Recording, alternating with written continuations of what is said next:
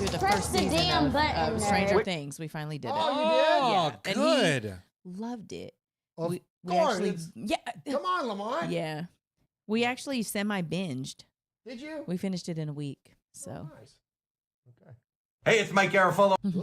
Oh, Mike. There he is. Not your turn yet, Mike. Easy, Mike. God. Sit down, Mike. This is about us.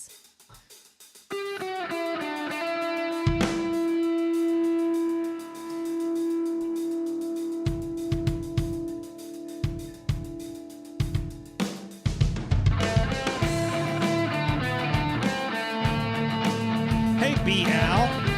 B-Al's always the first one in the He building. is. There's Paul. He just watches the clock. Hey, Paul. Good morning.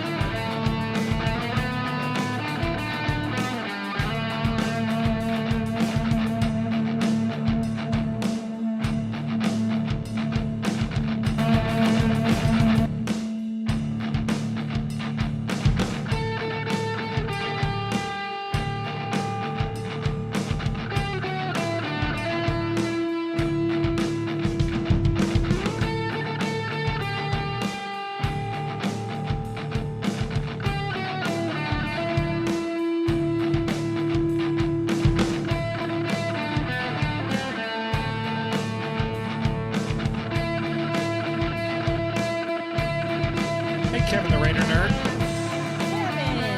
Kevin. Kev. Raider Lorian. Raider 27, our good friend Alan Bell. Nice. Charles is here. Hey, Charles. That's a new one. I haven't seen Not me neither. Shine Cod in there. Raider Kyle. We got your stuff packed up over there, buddy. You got a friggin' package coming your way.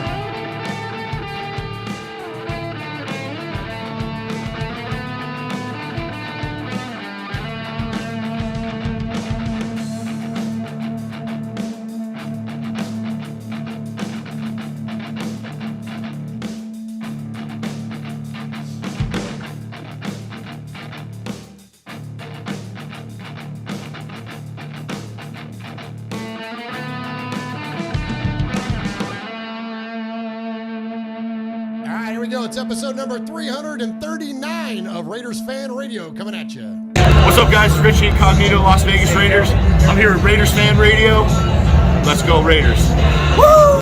Hey, it's Mike Garofalo, NFL Network here in the home office, and you are listening to the Raiders Fan Radio podcast, taking that lighter journey into the dark side with Murf, Swag Jeff, and Michelle. She's got great hair. It's a little pink, it's a little purple, whatever it is. I'll tell you what, if I could grow it, I would sign up for that color today. So listen to her and the entire crew as they give you all the information on the Raiders on the podcast that benefits the One Nation Foundation. It's a great cause. It's a great pod. Tune in, turn it up. Here it comes. All that Raiders info and takes coming at you right now. Jackpot, baby. Raiders Fan Radio. Oakland, LA, Oakland, Vegas, Raider Nation, wherever, forever. You got your old Uncle Mosh and Raiders Fan Radio from Murf's Man Cave, taking a lighter journey into the dark side. Sit back, put your feet up, pop a top, and enjoy the ride. Here we go! Look left, look right, Bolitnikov, a leaping pass, touchdown! We miss you, we love you, and we'll see you in the Hall of Fame. When you have great coaches, then after you have great coaches, you get great players, you have a great organization, and you tell them one thing, just win, baby. Way up the middle, intercepted Filipiano at the 50, time running down, Oakland football, and I think Oakland victory. The Raiders have scored on the most zany, unbelievable, absolutely impossible dream of a play. Well, I love this team. I think this team can win. I think this team can win. You are listening live to Raiders Fan Radio. Take it away, guys. Why? right. Thank you, Brett Musburger. What is up, Raider Nation? Your buddy Murf back once again for what we trust will be a fantastic episode of Raiders Fan Radio, episode number 339 of Raiders Fan Radio. For those of you that are keeping track at home, we appreciate you so very, very much for joining us live for this episode as we kick off training camp. Let's go! Let's go! Hell yeah. Football season is officially back. Yes. Finally. And So we're looking forward to talking to you tonight about not only training camp, but all things Raiders. As now we're heading into we're getting into the I don't know, it's not the meat of the season, but it's the meat of the content. We got a lot to go over, man. We got a lot to get to. So anybody that watches our show that knows that rarely and every once in a while we'll talk about the Raiders, but tonight we're going to talk about the Raiders. We're just going to be from tip to tail, Swag Jeff. In Raider content. Yeah. So stick that in your oral cavity and be prepared to be Raiderized. Tell me where to stick stuff. What the hell are you doing? So we thank all of those of you that are live in the on the chat room tonight at youtube.com/Raiders Fan Radio, where you can find us each and every week, Wednesday, 4 p.m. Pacific, 7 p.m. Eastern. I'll leave it to Swag Jeff to shout everybody out there. But we appreciate you. So like my baby Valerie in there who says, from the rooter to the tutor. There you go. There you go. But anyways, we appreciate all of you joining us live there. But also, we have an audio version of this podcast, and you can find the audio version on any audio service that you prefer for your podcast, like Spotify, like iHeartRadio, like Pandora, or we're everywhere. If you can find a podcast, you can find us. Absolutely. Just search by Raiders Fan Radio, and we get we're starting to get we've always gotten really good love on the audio, but now the audio, man, is really taking off, good. Man. And so we got voices. We got the faces for radio. We do have faces. What they say. At least the two of us. That's what say. The two of us. Yeah. So we appreciate all of those of you that are listening to the audio version of the podcast. And if you wouldn't mind, do us a favor while you're there in your podcast app, or for those of you that are on the YouTubes, hit a like, hit a subscribe, hit a thumbs up, do what you can to help support Raiders Fan Radio. We appreciate that support because not only does that help out the show, but the show helps out the One Nation Foundation. And that's our fundraising arm of Raiders Fan Radio, where we give away all the money that we make with this show to Raiders-related charities, and we can't do that without your support. As much as we appreciate the very kind donations directly, if you're not able to contribute monetarily, then please just help us out, because the equity of your thumb up and your review and all that stuff, man, it means a lot. So thank you very much for that. You can also become a member here on the member. So you can do that here as well. It's like $5 a month, and you get your name in green, like hooligan in there, and like pineapple, and you get access to a bunch of cool little emojis and stuff like that. And then Michelle, someone asked in there, I saw, are you still doing the sketch cards for them? Yeah, the lino cut that I did, I can make them until that thing is no longer, like, there's a point where it will get worn out. But yeah, I can still make some. So yeah, get signed up. So email Michelle if you're a new member, and tell them where to get a hold of you. Yeah, show, or you could do Michelle at Raiders Fan Radio or show at Raiders Fan Radio, because I get both of those. So there we go. Send me your address, and I'll get it in the mail to you. Awesome. Nice. Thank you for that. And for those of you that don't know, Michelle is a fantastic artist and has done so many amazing pieces that are around here in the fan cave. And you should see her house, for crying out loud. It's like it's my biggest art piece. Yeah, no kidding. It's so awesome. But anyways, we appreciate all of those of you and your support of Raiders Fan Radio. All right, without further ado, let's go ahead and get to it as I pass it on to the man that adorns the eastern annex of the Murf's fan cave. I almost said the Murf Swag Cave desk. Name change. We need to, I'm voting to change that. No, Jeff's going to have a Twitter handle saying that before the show's over. Absolutely. The Murf's Fan Cave desk. Welcome, my best friend and yours, Swag Jeff. No. It's time of this profile. What's up, Swaggo? Oh my gosh, man. Football's back, brother. It is dude, back, let's go. man. I'm fired up. I can't wait to talk about it. And yeah, like you said, I'm looking at this rundown right here. We got so much Raider stuff to get to. And, I'm excited to do that because last week was the Fannies. So, we got to talk about them a whole lot. And we didn't get to talk a whole lot of Raiders. So, so I'm jonesing a little bit. I want to get to some Raider stuff. Yeah. So I'm fired up. I can't wait to talk about that. Much respect to everyone in the building tonight. Robert Pena, Jordan Ford, Ron the Mater Raider, Kevin the Raider Nerd, Paul. Hooligan Nation, Pineapple, SoCal Sal, Vibrator. What's up, baby? Let's see here. Gabe Alicanter is in there. Jordan Ford. Raider 27. Let's see. Jay Morse from isn't that Salt City Silver and Black, right? Absolutely. Yeah, there you go. Jay? There you go. What's up, Jay? El Capitan Rufacho is in there. Let's see. Shine Cod, who is one of my coworkers. That's so cool. Oh, Yeah, wow, it's very Charles cool. from McGriff Tire. So Hey, respect McGriff. Shout out, Charles. Yeah, there you go. Shout out for sure. So, but Murph, we don't do the show alone. Heck no, we don't. No, and thank goodness for that. So, sitting over here to my left, adorning the southern annex of the eastern annex of the Murph's Fan Cave desk, please welcome in the lovely Michelle Swag. Didn't one quite. more. Hey, there it What's up is. with the buttons over here tonight? Press the damn button, nerd. Hi, Michelle. What a manic beginning of the show we've had. That's crazy, right?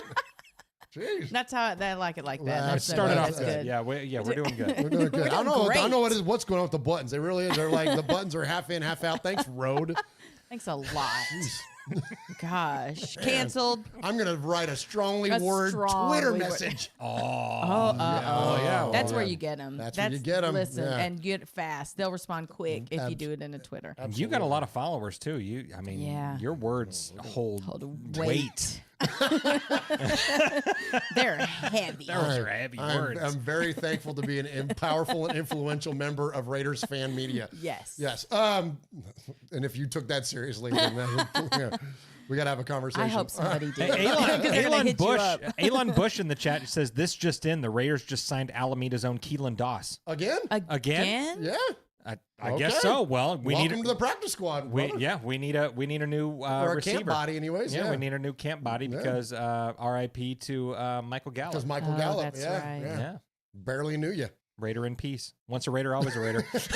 Yeah. I saw someone said on Twitter, like, yeah, I remember him eating in the cafeteria or something like that. Oh, nice. Got the Never- chance to do anything. Well, and one of the reporters today during the press conferences, somebody asked, I'm not going to call the guy out, but someone asked Gardner, it was Aiden O'Connell, asked Aiden O'Connell if he knew Michael Gallup. And it was like, wow. like, what did you want him to do? Like launch into a freaking a fond farewell to Mike? Like, come on, man. What are we doing? What are we doing? Typical camp question. Yeah.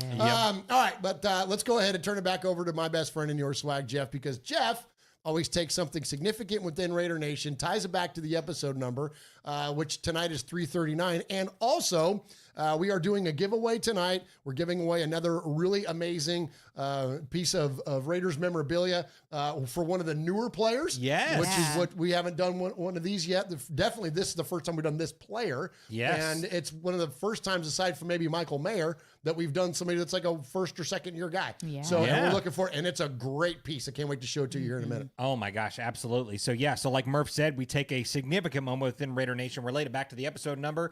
And this episode is 339. And Murph, we got a good one. Oh, okay. We got a good one. And for Okay. this one, we're going back. How far are you going back? Way back. And it goes a little something like this. Hit it.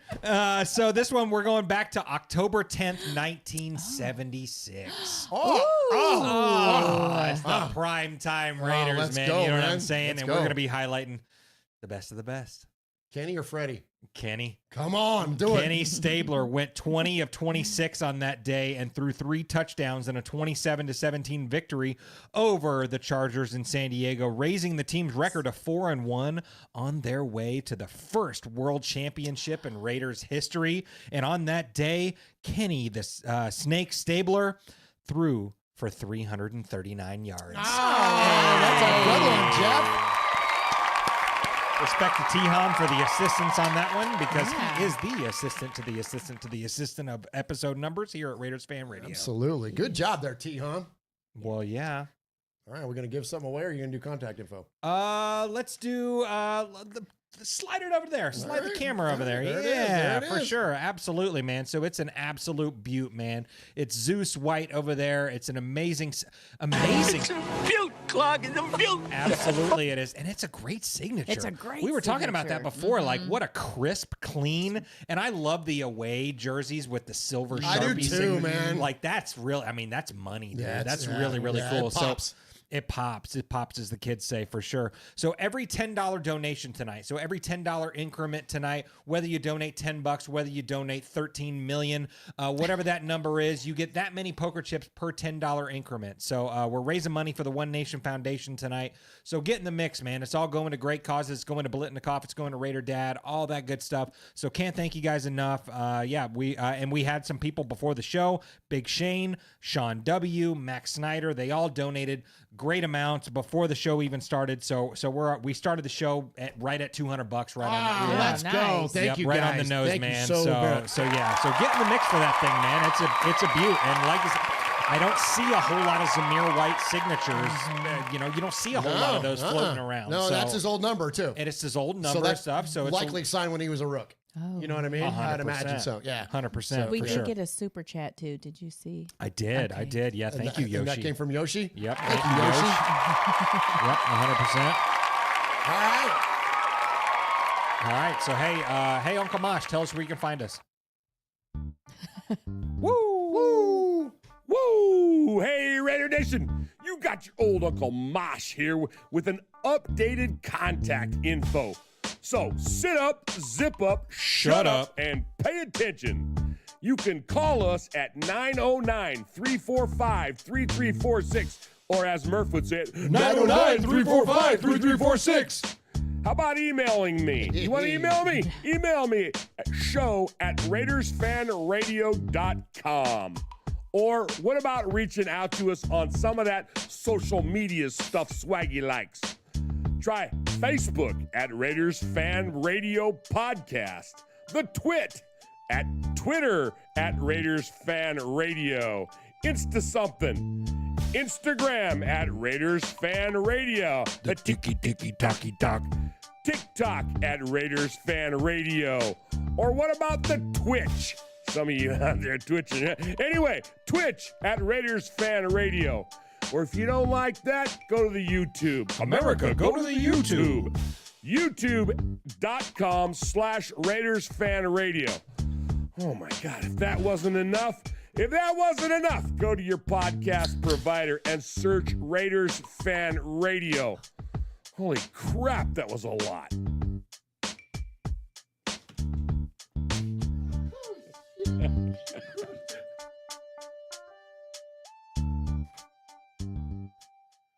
Good. Oh Ah, my let's gosh, man, that was Nice, money, nice. dude. That was money. And so not only did we get that very generous $20 donation from our good buddy Yoshi, but we also just caught another one there from Pineapple. Hey, thank you, Pineapple. Thank you, Pineapple. Much respect. Absolutely. Appreciate that very, very much. And so speaking of respect, here at the top of the show, we don't do Yeah. props. We don't do shout outs. There's nothing wrong with those things, but we're Italian. We like to give a little bit of respect.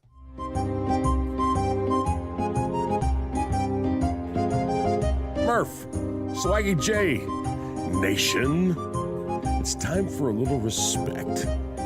You know, respect ain't bought, it ain't sold, it ain't demanded, it ain't negotiated, it's earned. And without blowing smoke or giving shameless plugs, we want to say salute and much respect to the following folks.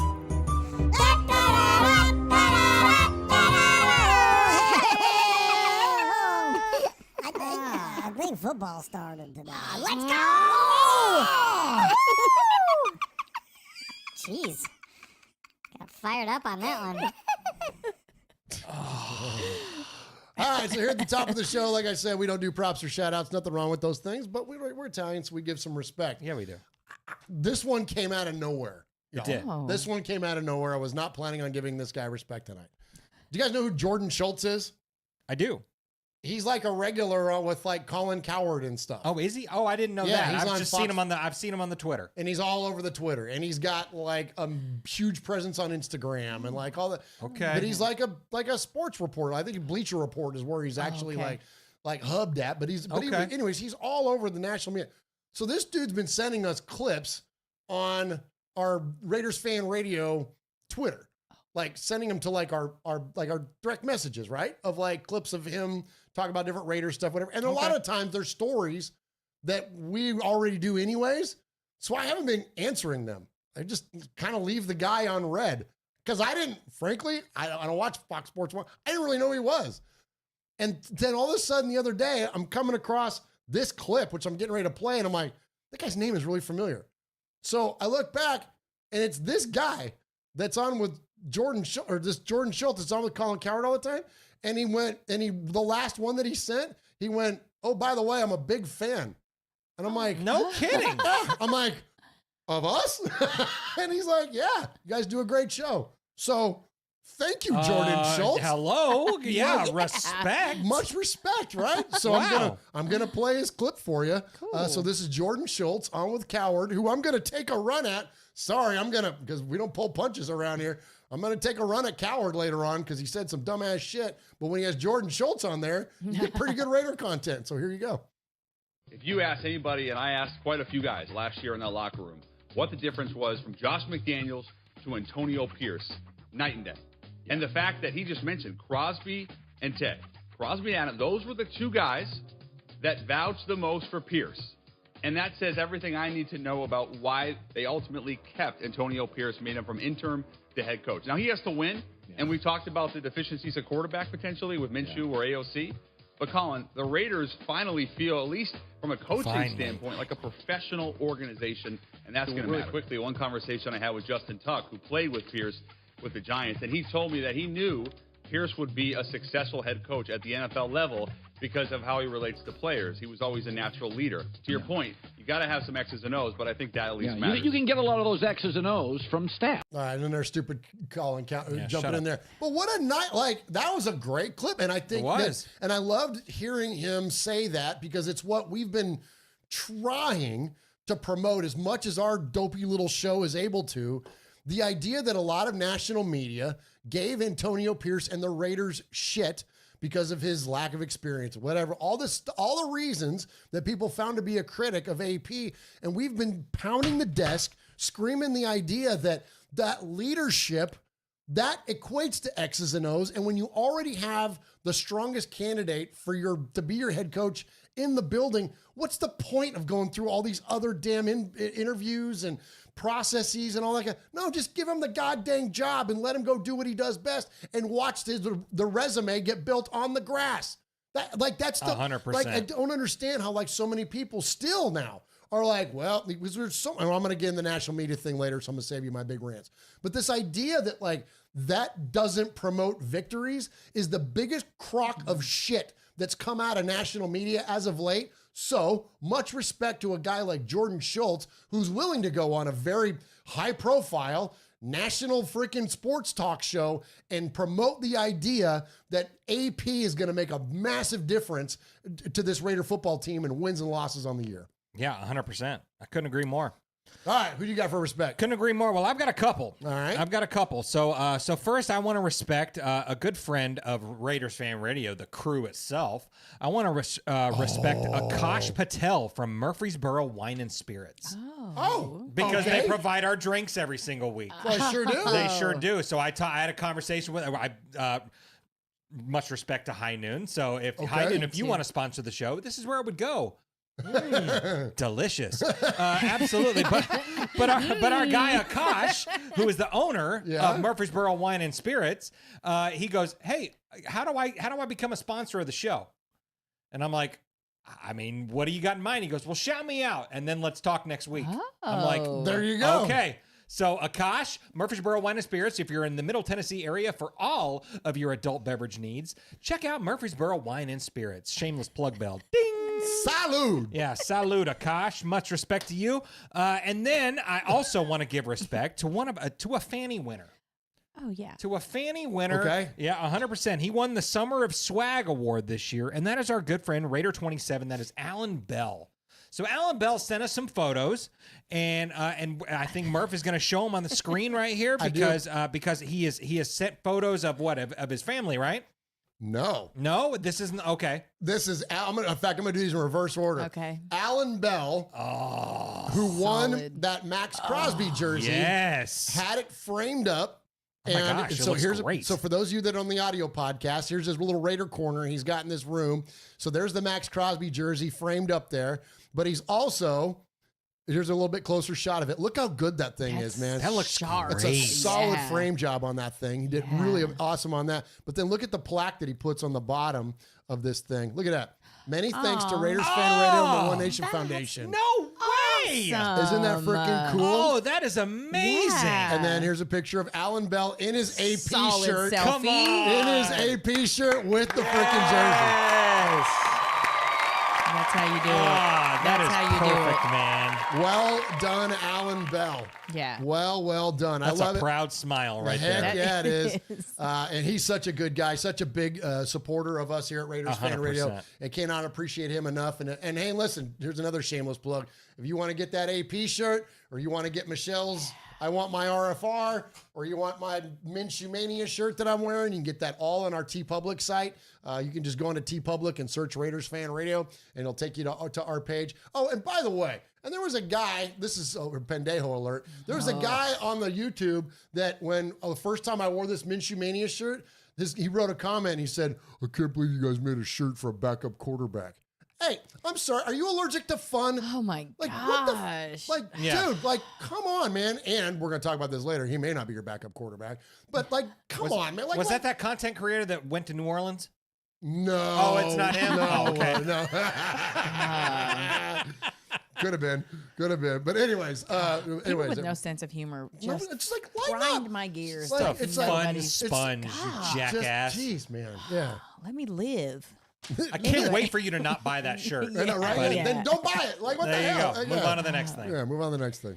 Okay, so the last time I respected somebody, I think I could attract her back to on my family tree. Well, today I will also be respecting somebody that I think I may be related to. So this is David in Oregon. He was on the Rich Eisen show. Yes. And I wouldn't call it a bold prediction. I would call it a really solid and thought out prediction. But do you want to play it, or do you want me to tell you what he said? Let's just go ahead and go with it. So David calls in and predicts 14-3, right, for the Raiders? Yeah, so valid. Oh, unbelievable! 14-3, one seed. Raiders. One seed. Las Vegas Raiders. The autumn and winter wind is a pirate. Oh yeah, I just want to remember you. Maybe the you guys summer remember wind, too. 63-20? Was that the score? Last time we played the Chargers? David in Oregon, I'm glad you pulled over, sir. My man. Because we need you to take a test. Actually, my real name is Dave Bees. I just told the guy that picked up the phone, Dave, so I could try to get on the phone line with you guys. Very good. Oh, my God. I'm to my friends. I'm so excited. Good to see you, sir. Thank you for calling right here. Wow. DB? Let me tell you something. AD, DB. Oh, I thought he said D's, which just means we're done. We're done talking. Listen, Raiders go 14-3. Well, they're winning the Super Bowl. That would be something else. Gardner Minshew goes 14-3. The MVP of the league, Dude, if that happens. Right? Coach of the year, MVP. Oh, man. Defensive player of the year. That was fun. Man, I love playing the win-loss game. And people now suddenly want to play it. They were calling up. There we go. Much respect. I mean, why not? I said 14-3, and that's some business I'm gonna stand on. So I think David in Oregon. I mean, you He's a really guys are smart you're guy. like right here. He's a really smart You're like guy. right here. So You're like right here. He sees what I see, and I'm glad someone else does. And speaking of people representing on national sports talk shows, man, that's awesome, man. So thank you to David in Oregon. Yes. Jordan Ford is in there with a $20 donation with a chance to win that Zeus white jersey. He says, John Cena, where he says hustle and loyalty, and you guys make an AP shirt with violence, ill intent, and aggression. That'd be fun. But we have an AP shirt already. Yeah, we've got the AP shirt. We've got the AP shirt though, but that's a fun idea. But though. that would be a fun shirt for the respect segment. for the respect segment. Because it says hustle, loyalty, and respect. That would be fun to do a play on a John Cena shirt. All right, you might have kindled a thought there. Okay. Yeah, and if we make one, we'll send you one for free. Yeah. There you go. Yeah, There absolutely. All right. Okay, you ready for it? I'm ready. Ready. Oh, come on, do it. Let's talk about the Raiders. Let's go! Hey, Raider Nation, this is Max Crosby from the Oakland Raiders. Oh, wow. Goes down to Max Crosby, who forced a fumble last week. You're listening to Murf, Mosh, and Swag Jeff on Raiders Fan Radio. Thank you so much. Just win, baby. You're listening to The Violator, and I'm live on Raiders Fan Radio. Where you at, baby?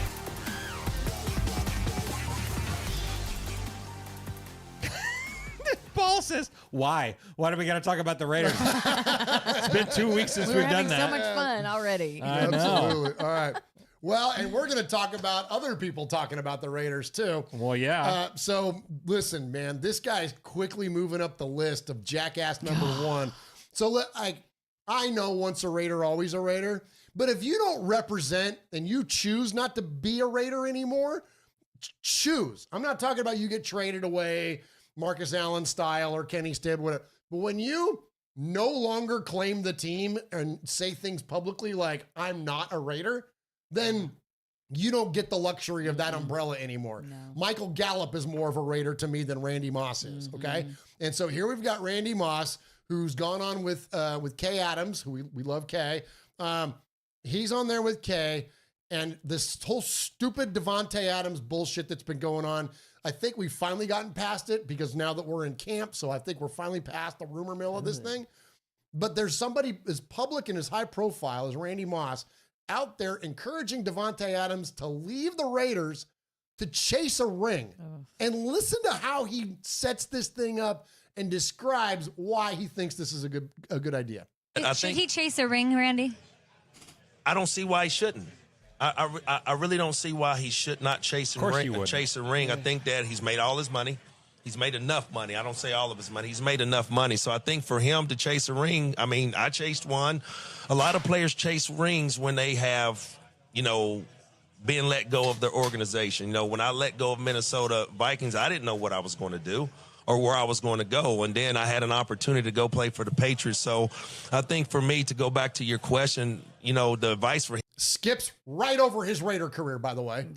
Note number one. Just keep being yourself, man, and go get a ring. If he has an opportunity to get it, I don't know if I don't think he has had an opportunity to be in the big game yet. And I think that when you sit up here and work so hard to get to a point, there's a lot of guys that has put in some great work in the National Football League that has never seen the Super Bowl stage. So I wish him well, and I want him to go get it. Is chasing a ring staying in Vegas for the season, or there's a lot of talk about him potentially pushing his way out, making his voice known? I mean, chasing a ring, is that like go somewhere else?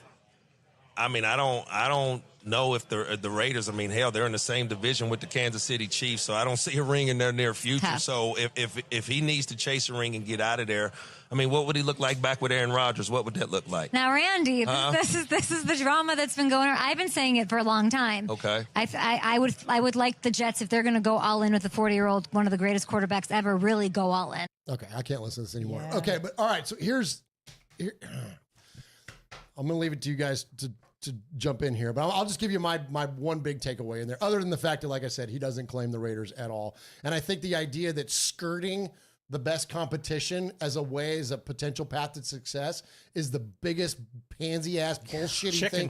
Chicken shit, bro. Oh, no, they're good, so let me avoid them and go somewhere else. But this is where I have such a hard time, and this is going to be a theme you're going to notice throughout, because I really noticed something this week when I was doing show prep.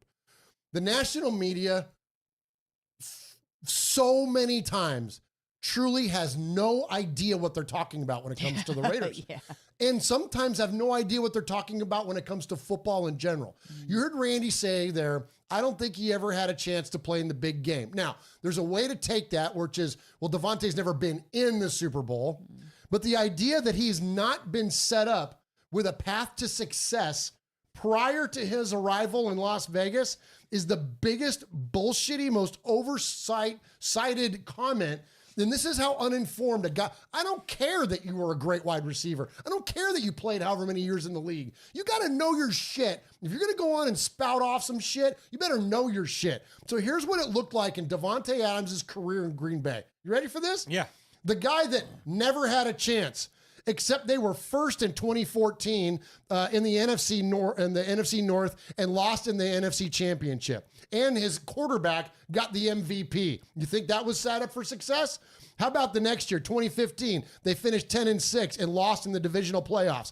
How about in 2016? They were finished first in the division and lost in the NFC Championship to the Falcons. They had 2 bad years under Mike McCarthy, and then he got fired. And then they come roaring back in 2019, finish first in the North, and lose again in the NFC Championship. Then in 2020, guess what? They finished first and lost in the NFC Championship. And Aaron Rodgers wins the MVP. And then in 2021, his final year, they finished first in the division, losing the divisional playoffs again with his quarterback winning MVP. Now, you tell me, if you're a receiver in the NFL, if I just told you you were going to finish first in your division, have a bye week, go to a championship game, and, oh, yeah, the guy that's throwing you the football is going to be the goddamn MVP, you're telling me that's not set up for success? Randy Moss can suck a bag of all that. Yeah. Dude, it's so stupid. Yeah. Yeah.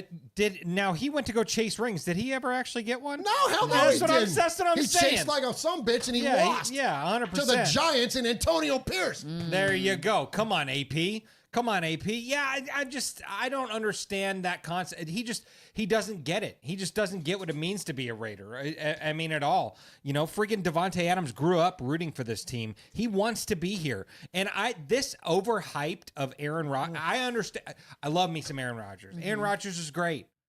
I like Aaron Rodgers a lot. I like Aaron Rodgers a lot.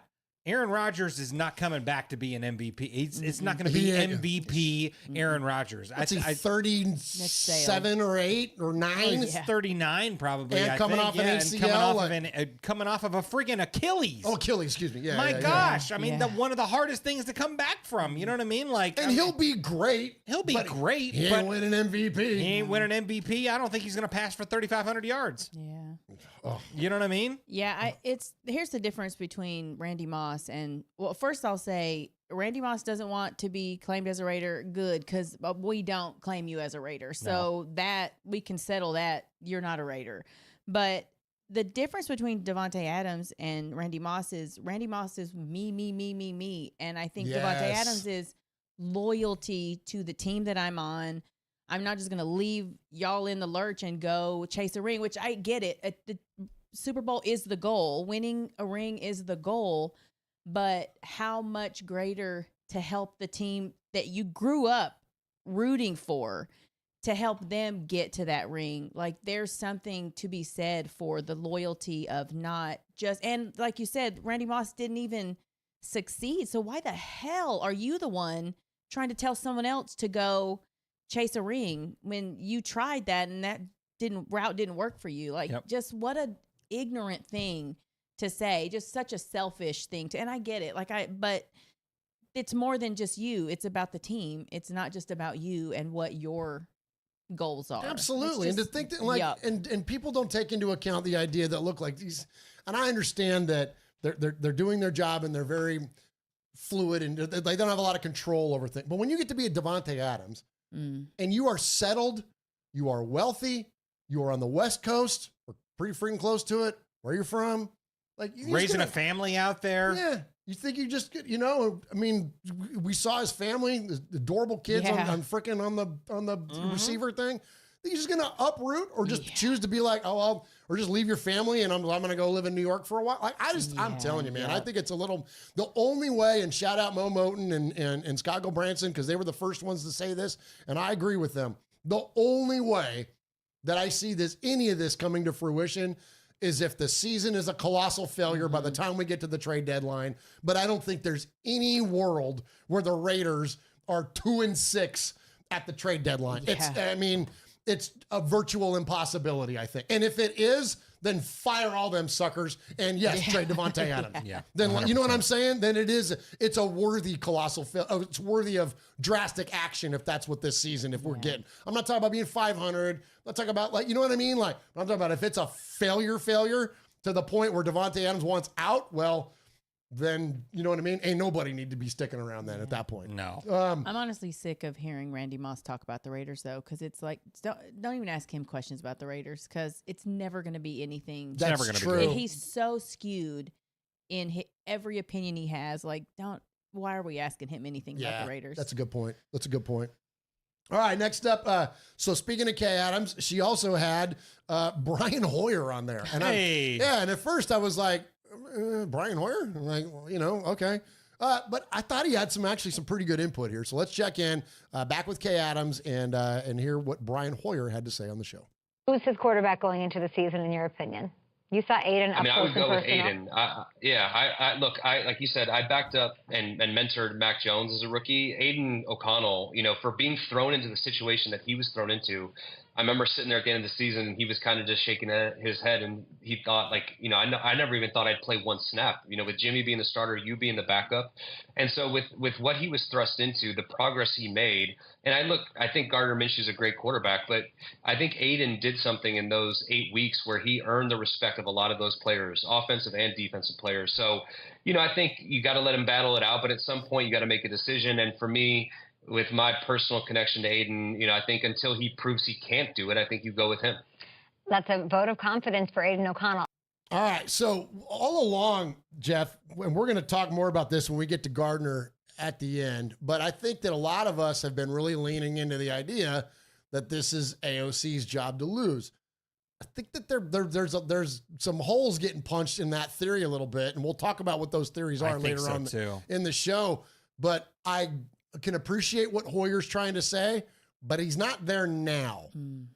Yeah, no, he's not here. He's not there now. I mean, he saw Aiden as a rookie and stuff like that, and I think we're seeing a different version of Aiden coming into training camp and stuff like that. I think you and I talked a little bit before the show, and I mean, watching his press conference and stuff like that, he seems really confident and stuff like that. So I understand where Hoyer's coming from on a lot of this stuff. I mean, I don't see how Aiden O'Connell was as successful as what he was with the shit show that he had last year. Right? Preach, you know what I mean? Yeah, that's a good point. He really, I mean, yeah, no shit, he earned respect of all these. Like, that was a freaking dumpster fire that he took over last year and ended up being pretty freaking successful, minus a couple of games. You know, like, you know, so I totally understand where Hoyer's coming from on this, and I've been leaning into the idea for a long time that it's Aiden O'Connell's job to lose, but stay tuned to later in the show. Yeah, I think it is his job to lose. How could it not be, considering the adversity that he kind of overcame the last season? But the good news is, I love a redemption story. So if he doesn't get the job and Gardner Minshew gets the job, I would love to see him succeed and take us straight to I think so. I think so too, because he seems like Gardner Minshew seems like the typical traditional Raider great quarterback story. You know, I mean, so, I mean, how can you not root for a guy like that? But you know what? I'm a fan of both of them. Yeah. Whoever it is, ultimately I'm not in the Gardner camp. Right. I'm not in the O'Connell camp.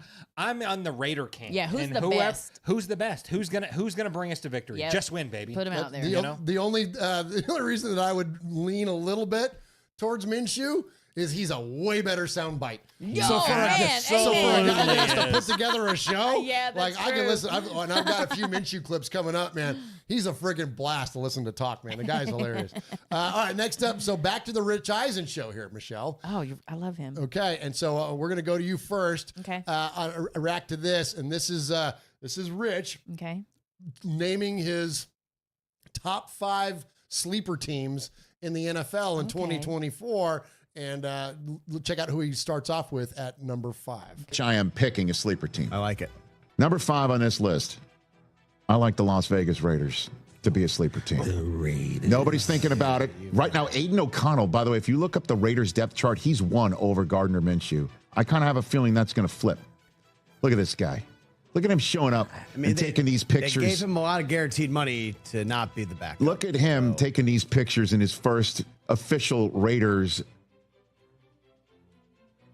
headshots. These are amazing. I mean, he's got a little bit of the snake. He's got a little bit in him, right? Yep. I don't know. I just love what Antonio Pierce cooked up last year. And Zamir White, he's going to be available in a lot of fantasy drafts for you to grab. See the picture of him recently? No. Yoked out of his mind. He helped me make a fantasy final last year. Oh, nice. I kind of dig him, and then Brock Bowers. I can't wait to see what he looks like. Unleash, right? And Max Crosby and the rest of that defense. Let's see what Antonio Pierce is cooking up. Okay. So nobody is talking about them. You're right, Michelle. Normally, like we give national media a hard time because they don't talk about the Raiders, right? And now here they are not talking about it, but I kind of like it this time, because it's like, I'm glad they're not talking about us, because the last time, especially like we heard on Rich Eisen's show, last time that he was like all in on the Raiders, it didn't turn out so hot for us. So yeah. So first I want to shout out Rich, because man, he really wants the Raiders to, like, every season it's like, come on, let's do this. And so shouts out to him.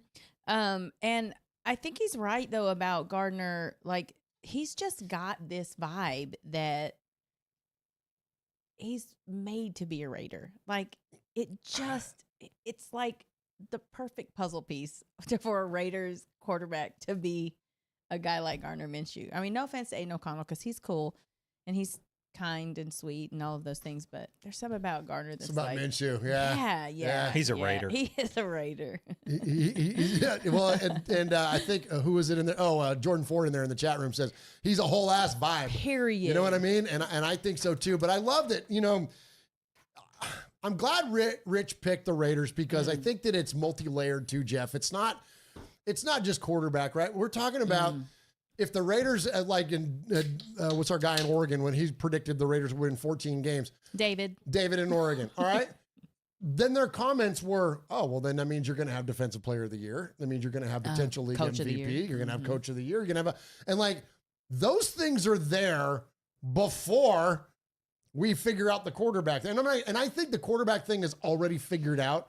I think that it's not a contentious battle. When you listen to the press conferences, these guys have each other's back. They're both comfortable in the role of competing.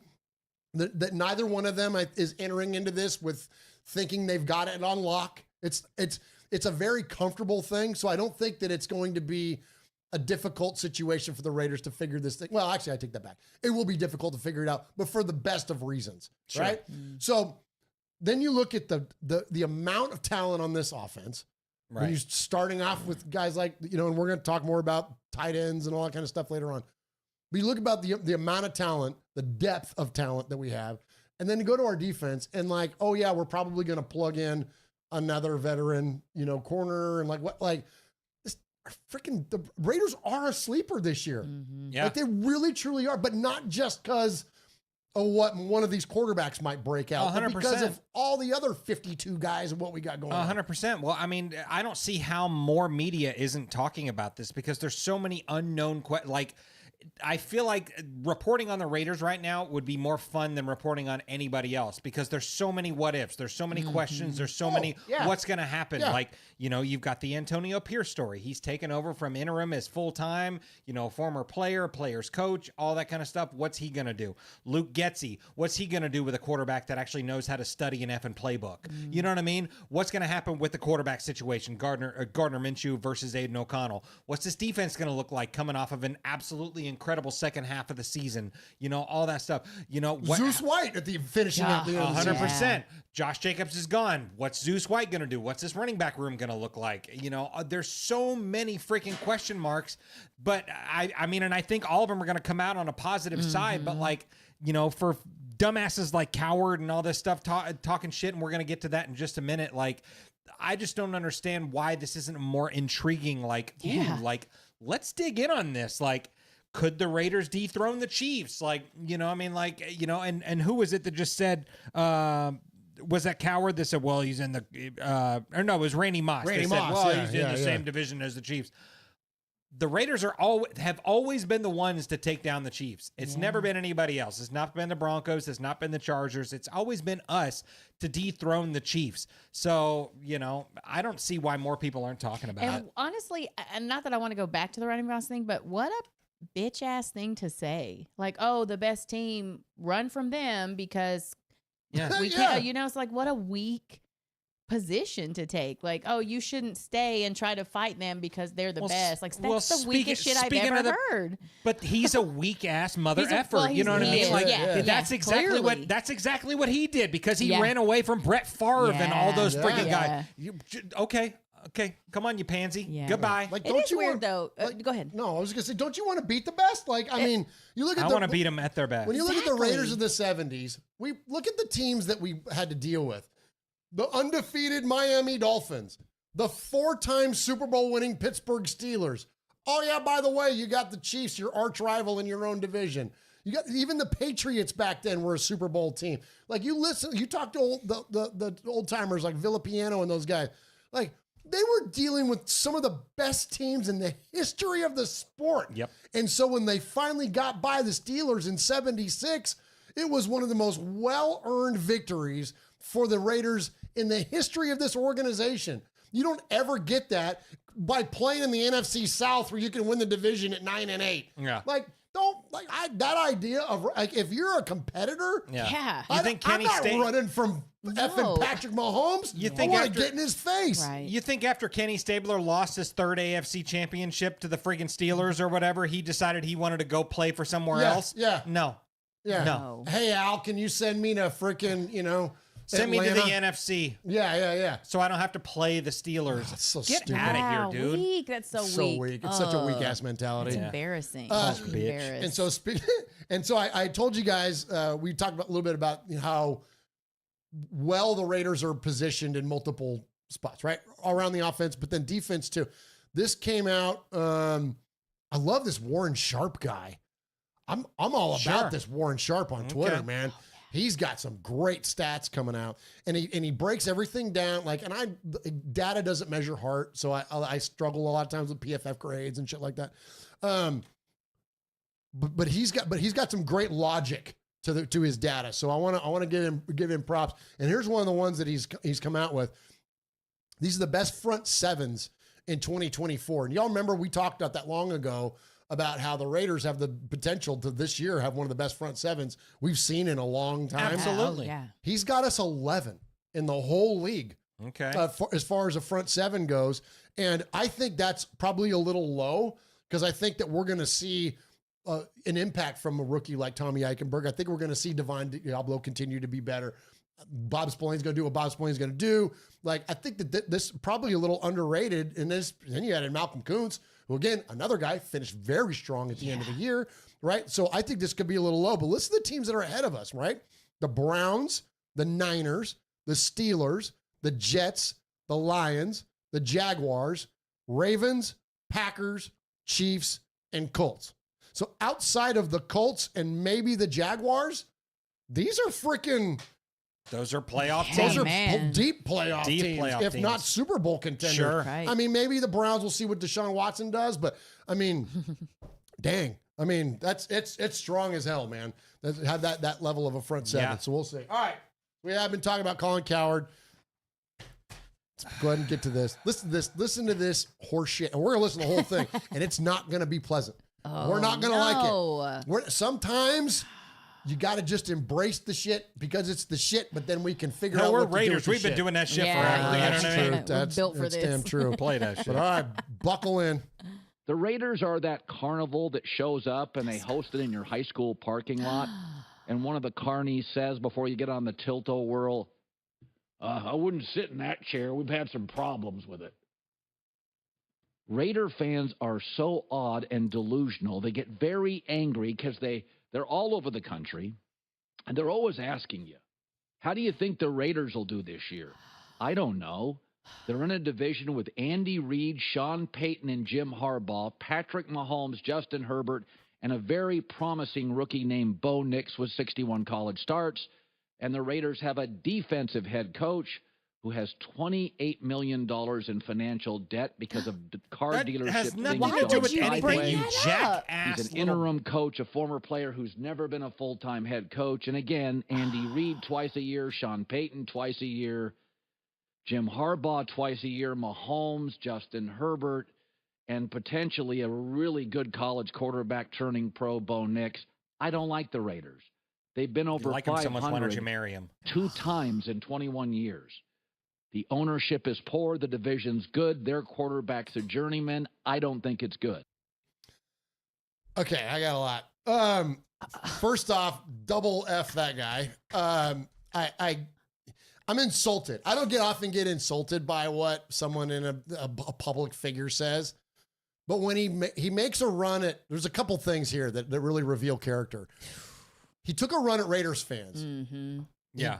Called us delusional, called us like, okay, yes, there is a component about that we can joke about. And look, listen, our show is called Raiders Fan Radio. You're going to get a certain level of buy-in from us that's just going to be automatic because we're so desperate for our Raiders to be the best team in the NFL. And we want it so bad for them that we will look for the positives in things. And when we see things that are positive, we will cling to them.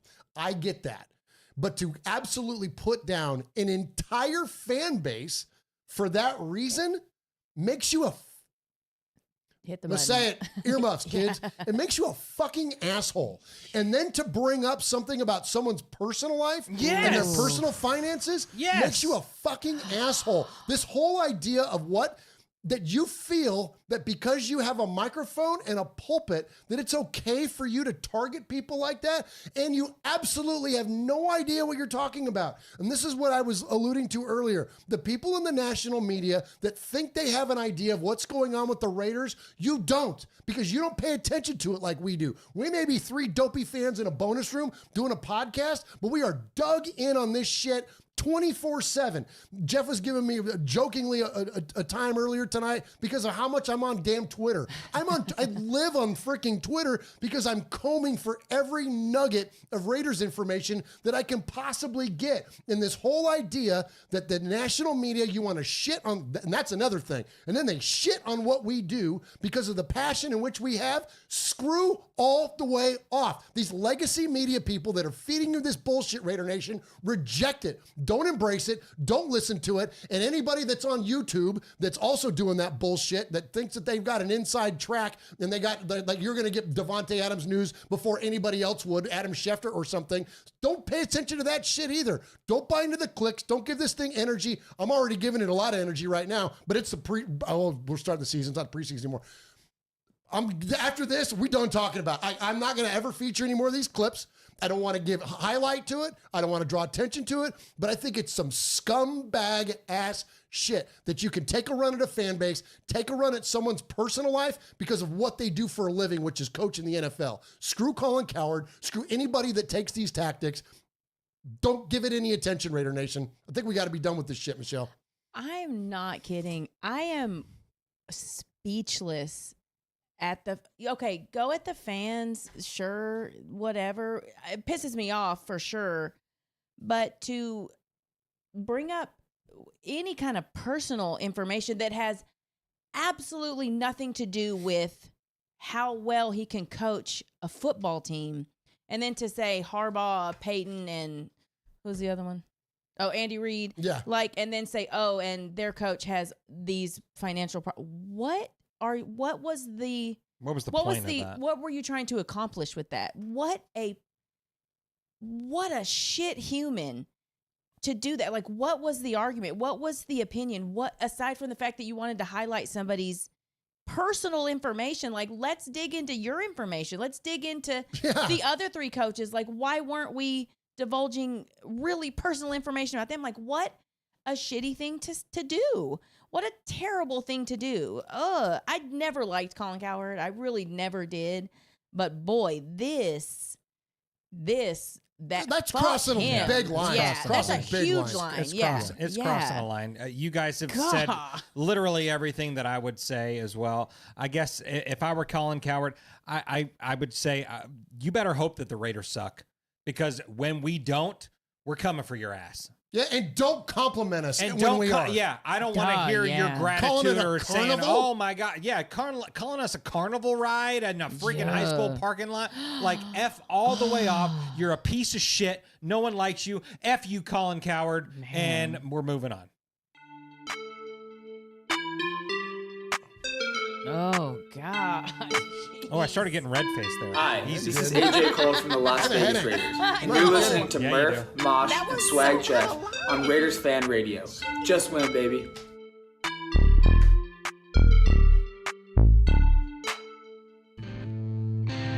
What's up, Raider Nation? It's your boy, Will Compton. You're listening to Raiders Fan Radio with my boys Murf, Swaggy Jeff, and Uncle Mosh. Tune in because they fucking put out a banger podcast.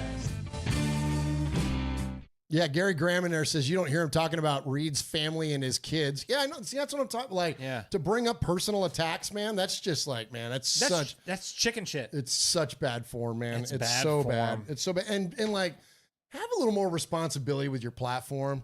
Like, I'm calmed down a little bit now. Like, have a little more responsibility with your Like, we have a platform that's 0.5% the size of Colin Coward's. Sure. And I feel convicted every time we get on these microphones to be responsible in the things that we say and the things that we do.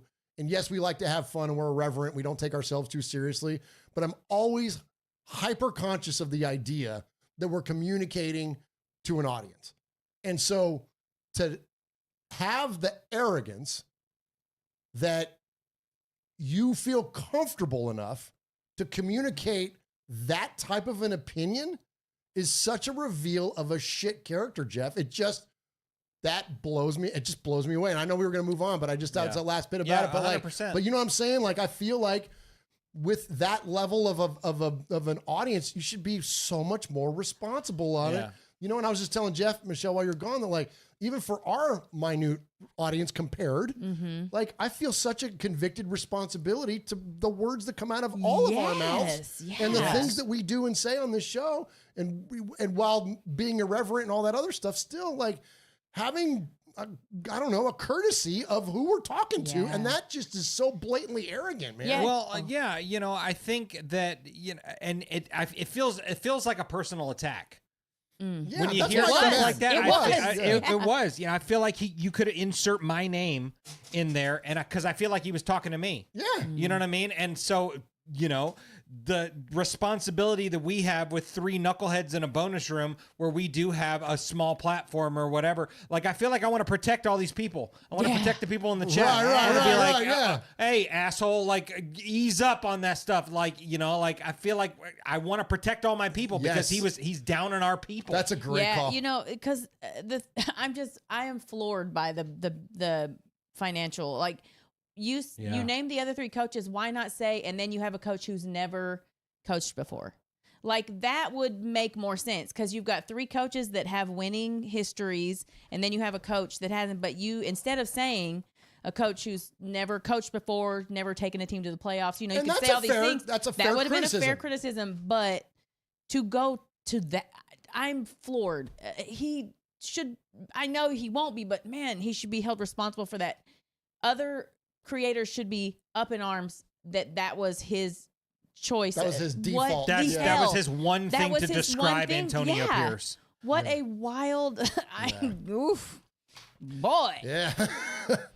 All right, so let's lighten the mood here. Let's not lighten the mood. Our mood's light shit. Because I'll punch him in the face if I ever see him. I will. I'm not kidding. Well, we know you would. We know you would. Chat, get we've the seen bail you. money We've seen ready you at the because Rockstar I Bar. will literally punch him in the face if I ever meet him. We've seen Michelle try to fight. We've seen you try to throw hands, and I will. Michelle will fight a journalist. I will fight a journalist. I'll fight a couple journalists. And actually, you almost fought a local journalist, let alone Colin. Right. Colin Coward wouldn't stand a chance. He can catch these hands too, both of them at the same time. I'll slap them both at the same time. Nice. With one hand.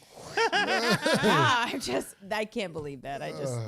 Okay, yeah, let's move on. All right, so last week we did our annual award show, which is the Fanny Awards. Yeah. And Ron the Raider, who's an absolute stalwart in our chat room. He's in there right now. It holds it down for us, and so we appreciate Ron. And he called in and he left a message, and he was talking about kind of his history with the show, and he was talking about a bunch of old segments. Yeah. And so he named this segment, and so I'm going to go ahead and hit the intro here because we're going to revive an old segment. All right. Here on Raiders Fan Radio. Okay. All right. Murf's Black Hole of the Internet. A journey that begins where everything ends. All right, so we're gonna go down. I went down the black hole of the internet this last week. And you did it, so we don't have to. Exactly. There you go. I did it, so you don't have to. So I'm gonna play an audio bite for you from Deion Sanders. Oh. Okay, and the question was posed to him was, would you be okay with your kids playing for the Raiders? Okay, listen to what Deion has to say, and then I'll tell you why I went down the black hole of the internet. Oh, shoot, that's a legend, man. Like, shoot, he's one of the few. Talk about Al. In the game that, from the opposing team, you just wanted to go shake his hand. You wanted to get up close to see his drip. Al was fly. Like, Al was one of a kind. He was a straight shooter. He was awesome. He was, before his time, innovator, creator. He was that dude, man. So I always wanted, I think every player who played in the league at that point in time wanted to be a Raider in some form or fashion. And I did. And that was close. Okay. Oh, and he said that was close. Uh-huh. You caught that too. Yeah. So I went down the black hole of the internet trying to find out what the story was behind Deion almost becoming a member of the Oakland Raiders. Okay. Okay. So here's what I found. So in 2000, he was playing for Dallas, right? Becomes a free agent, or excuse me. He went to free agency after getting cut because of salary, because he was due like $43 million or something. Sure. Like that. Yeah. So the Cowboys move on from him. He signs in Washington for 7 years and $56 million. Okay. After 1 year, he wants out of the contract because he's playing for Dan Snyder. That organization is a complete mess. They started off, they had a good start to the season and then fell off and were terrible. So he wanted out. Well, the only way he was able to get out of his contract with Washington was that he had a clause in there that said if he was playing baseball, he wouldn't have to go to training camp. Okay. Okay. So he revitalizes his MLB career to go back and play with the Cincinnati Reds. Has early success as he starts playing, but then ultimately trails off and gets released. Okay. So he's available at time for the Washington football team. So, because he was hitting 174 is one of my notes here. So he's not on an NFL roster after getting cut. So he chooses then to retire from the NFL. So that's it. I'm not going back. I'm not going back to Washington. I'm retired. And he takes a job at CBS. Okay. Then this comes out after the Raiders clinch the AFC West, clearly one of the best teams in football. And he's like, I can help the Raiders out on a playoff run. So he's in contact with Al Davis about coming to play for the Raiders in 2002, our Super Bowl year. Oh, damn. So he's got Washington ends up, because they own his rights to retirement, because he retired as in a Washington uniform. Sure. So there was two things that had to happen. He had to get Dan Snyder to agree to release him, and then he had to clear waivers, because you go to waiver wire, right? So Dan Snyder gives him his wish and cuts Deion. So Deion is out there on the waiver wire. Deion Sanders, Hall of Famer Deion Sanders, out there on the waiver wire. And he freaking is waiting to clear waivers. Marty Schottenheimer, the guy that it was his head coach in Washington, is now the head coach in San Diego, our division rival, and lays claims to freaking Deion Sanders. Also with Tennessee, Indianapolis, KC, and Pittsburgh, because they were all in playoff contention at the time as well. So they didn't want to face Deion in the postseason. So that avoided them having to go up against Rod Woodson, Charles Woodson, Torrey James, and Deion frickin' Sanders in 2002. Wow. There you go. There's your Murph's black hole of the internet. Oh my gosh. Wow. You were deep in it. Pause. Hey. I couldn't help myself. Patrick Claybon with NFL Network here. Hey, folks, I know 3 things you might like. Do you like football? Do you like the Las Vegas Raiders? Do you like listening to things? I'll add a 4th. Do you like swag? Well, here we got Swag Jeff, Murf, Uncle Mosh. This is Raiders Fan Radio. I got it. I'm good. We don't need it. I got it. We're good. Here, I'll just do that. All right. Just kidding. Just kidding. Yeah, we appreciate you, Raider Nation. So it's funny. I always know when a segment is running long when I look over at Michelle and she's like. And one of the reasons we may or may not have cut the Murph's Black Hole of the Internet segment. There you go, right there. All right, Michelle. Shout out the chat room. Who do we got in there? We got John Lucas in there. Paul's in there. Stacy Ruff. Jesus is in there. Jesus of Allen Rock. What's up, Jesus? Let's see. Jordan Ford's in there. Juan Ponce's in there. Gil. Gil's in there. Trinidad's in there. PSP Raiderette's in there. Protect the Shield podcast is in there. Ron, of course. SoCal Sal. YO. Listen. Everybody's tuning in. Raider 20. That's awesome. That's Alan, right? That's Alan Bell. Yeah. Absolutely. Leo's in there. Jordan Ford. Appreciate you all very, very much. Appreciate you joining us here for this episode 339 of Raiders Fan Radio. Hit the like, hit the subscribe while you're in there, please. Help support Raiders Fan Radio because it supports the One Nation Foundation. And tonight we are giving away that beautiful jersey right over there, that signed Zamir White jersey. So we appreciate you, Raider Nation. Every donation that you make, every $10 earns you a poker chip and a chance to win that jersey. We've got one in there from Pineapple who says, "Preach Murph," with a $10 donation. Thank you. We've got a $20 in there from PSP Raiderette who says, "Same YO," and YO sent in $20 saying, "This is 20 to shut Moss up." And then Renegade Raider in there also says, "Nice Zeus jersey. Cheers, One Chip Gang." Appreciate you all very, very much for that. All right, so next up, so as I mentioned, training camp starts today. So let's go ahead and dig in a little bit on what's going on with the current version of the Raiders and what the players and coaches have to say.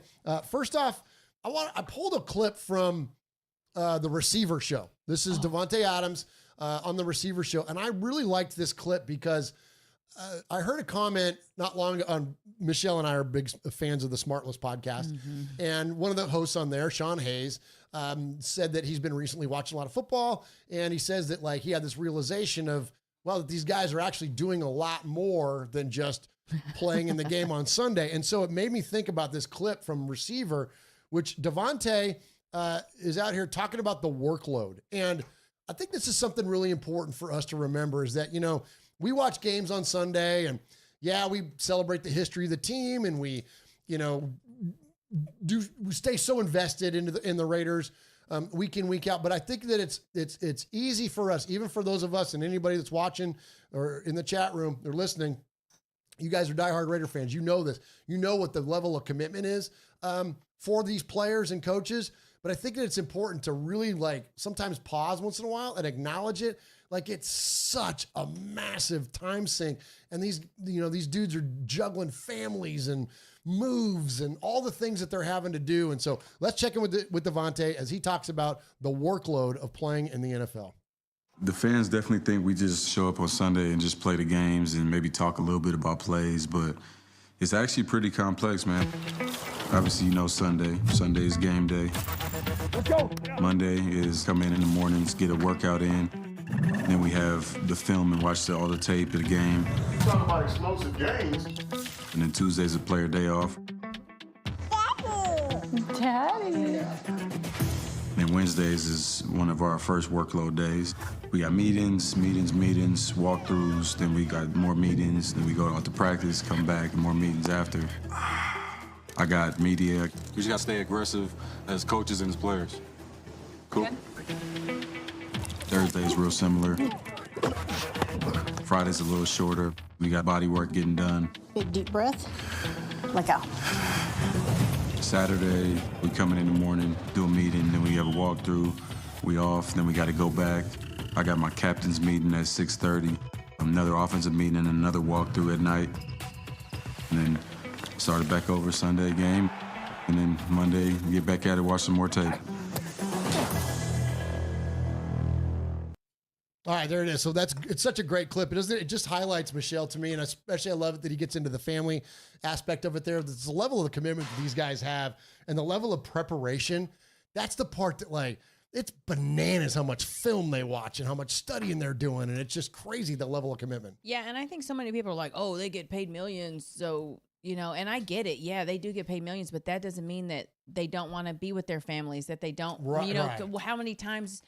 Or is it for you need to go into work and you're like, shit, I don't want to go in today, you know, like, and they don't really get that opportunity because they have to train every single day. They're missing birthdays. They're missing anniversaries and holidays. And all of the traveling and how exhausting. I mean, we go do Vegas and I need like a damn week to unwind from that, you know, and they're traveling across the country.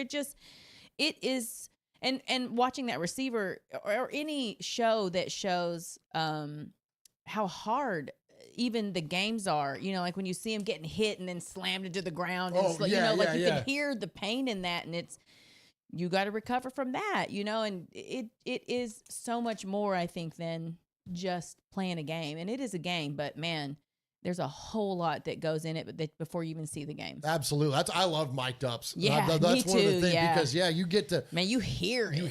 You hear the speed of the game and the impacts and everything. It's crazy.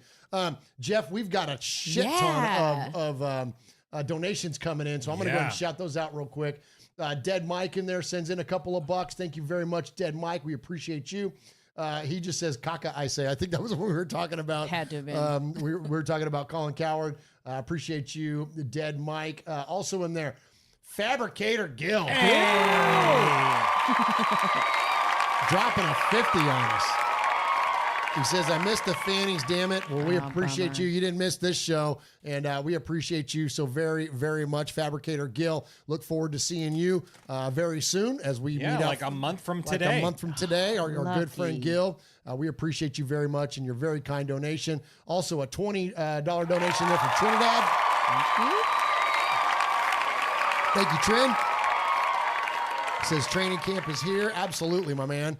And can't wait to get kicked off and continue as we hear talking about training camp. Excuse me, I got the burps.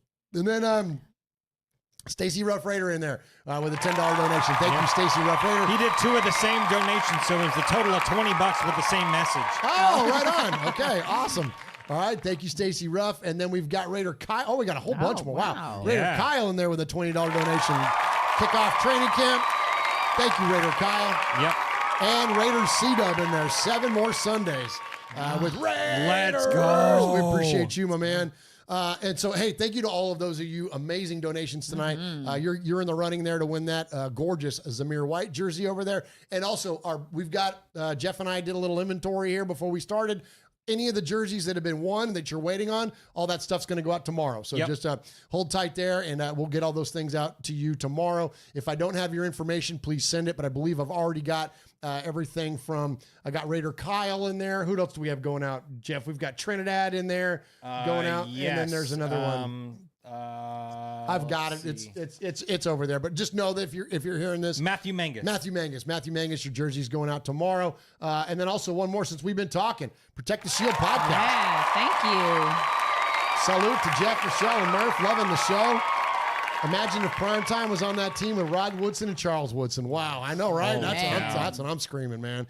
And I'm going to be on the Protect the Shield podcast tomorrow. Oh, cool. Yeah. Okay. Yeah, I'm going to join him live on that show. And so if you don't follow Protect the Shield, definitely go check them out and give them your endorsement. And you hit the bell and the like and the subscribes and all that good stuff. So we appreciate the good folks over at Protect the Shield. All right. PSP Raiderette in there. Hey.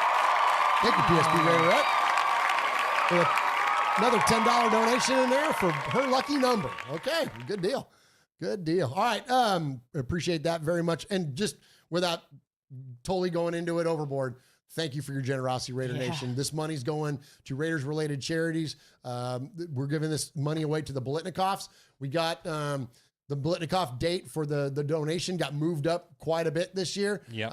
So we're not giving as much as we originally wanted to, but we're still on track to give them a $10,000 donation based on your generosity. And the Bolitnikoff, for those of you that don't know, help support young women who are at risk of domestic violence and substance abuse. And they're doing just absolutely amazing work, providing rehabilitative services and safe spaces for these young women. And that's where this money is going. So it's going to a great place. So even if you don't win anything tonight or anything else, just know that this money is going for an absolute great cause, going to the Bolitnikoffs.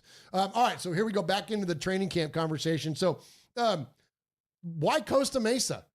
You know, the Raiders have had training camp in Napa, right? We've had it obviously in Henderson.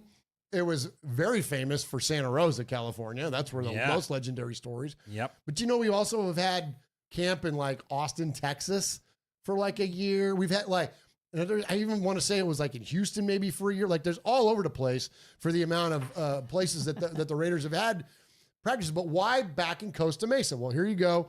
Is AP telling you why he chose to take the Raiders out there? When I played in the National Football League, we never stayed at our facility. I was used to traveling and going away and kind of bunkered up, us and 90 or 85 players at the time, whatever it was, and team bonding, getting together, getting to know one another, get away from all the distractions, all about ball, just ball. You know, I told us I want us to be the tightest group of Raiders that hopefully this organization has seen, and that's what we're going to grow and build on and get that physical toughness that we want to build on in training camp. And, yeah, does it help that it's a little cooler? No doubt. But more importantly, you know, I think it's just good for our team to bond, to get away and just focus on us. All right, there you go. And I agree with him. I think it's a great concept. I think it's a good idea to get everybody separated. You know, here we are just talking about how it sucks to be away from your family and all that. But I think that when you're talking about this point of the season, when you really need to get locked in, you've got a lot of guys that need to get familiar with each other, including coaches and all that kind of stuff. I think that there's something about the isolation of it that can really help. And so when the Chargers moved their training camp, it opened up their former training camp, which was in Costa Mesa. So that's why the Raiders were able to go in there. Plus, that's like where AP's from, obviously, and whatnot. Totally. The thing that's goofy about this, do you guys know this? They can't advertise. Yeah. And they can't have fans. That. Right, yeah. Like you can't have fans, yeah. Because the NFL, once again, has shown us that they moved the wrong team to Los Angeles because it's so dominated by Raiders fans that they were, and they say it's there's a 75-mile radius around wherever your team plays that you have the advertising rights and all that.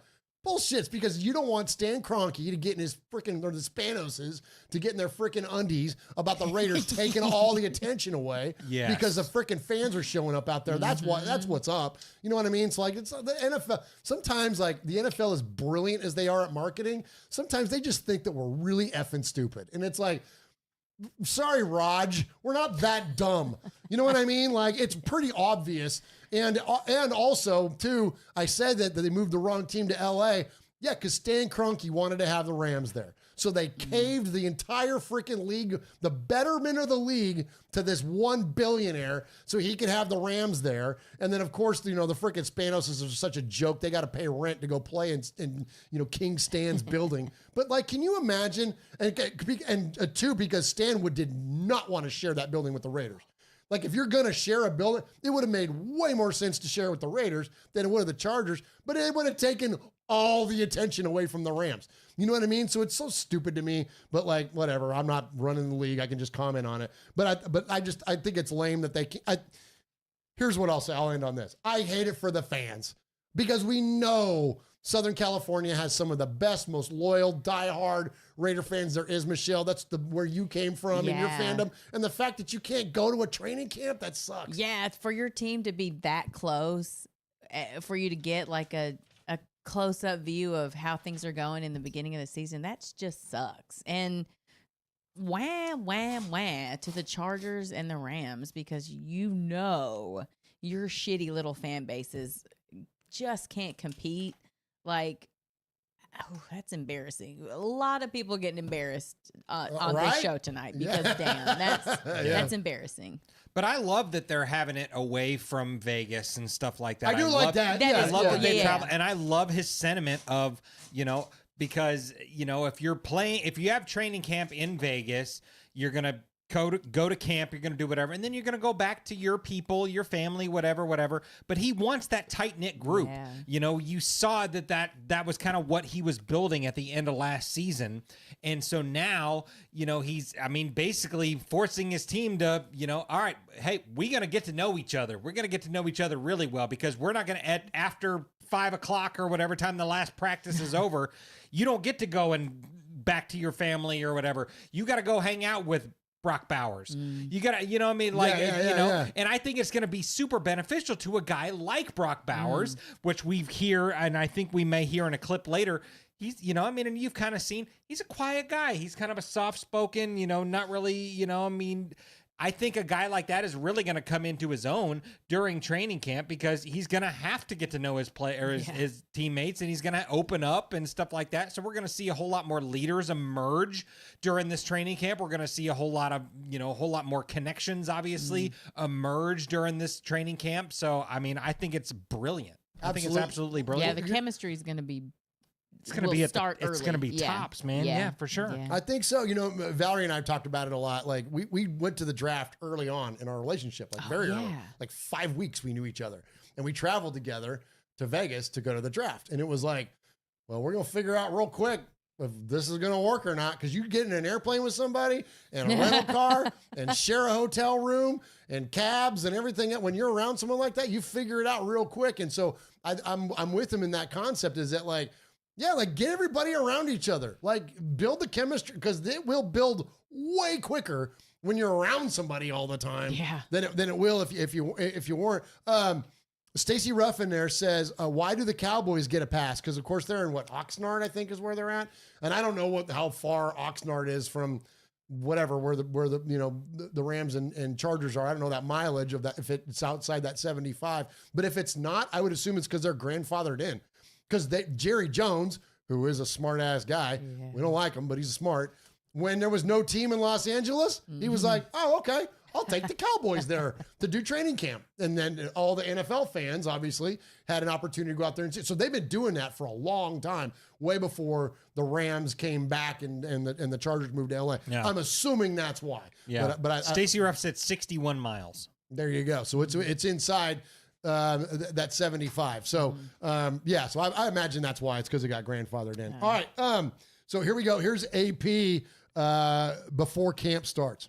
I think myself, Telesco, and Luke Gessie will be the main guys there making that decision. Early in the spring, what did you see from your defense that you really liked, and how confident are you that they're going to elevate the play of the offense as well throughout training camp? Yeah, just how comfortable they are with the system now. Year 3 with Patrick Graham, the communication, the continuity, the ability to play with one another, feel one another. I mean, it was a really, really good spring for our defense. They were gelling well. Add Christian in there like he was with us the last couple of years. So they got to keep picking it up. It is the strength of our team. I mean, there's no need to lie about it. I mean, they're really good, and then they got to be good this year. As you go through training camp here, are you looking for a slow build as you work towards? There's nothing slow about what we're doing. Come on. We're in the field running. What are you looking to get out of these 2 weeks here in Costa Mesa? Bonding, competition, physicality, creating the Raider identity, and then really putting our stamp on what we want to have our play style look like, both on offense, defense, and special teams. Antonio, I think that it's safe to say that physicality is something that you want to hang your hat on and be, part of your identity. How anxious are you or excited are you to get the pads on? I know it's a few days away, but to start setting that tone. Yeah, I just think it's time. Our guys are eager. There's a lot of burn and desire in our players that want to just get out there and play. We got a couple days here where we can't do it, so we got to slow them down a little bit. But come next Tuesday is full throttle. We'll scrimmage. We'll go live. We'll tackle. We'll do all the good stuff to really get some competition and get a good feel for our team. All right, I love this because it's, you hear a lot nowadays about with all the reduction of practices and all that kind of stuff, that they got to back guys off. Mm-hmm. Like, they're just chomping at the bit to freaking get out there and start getting after each other.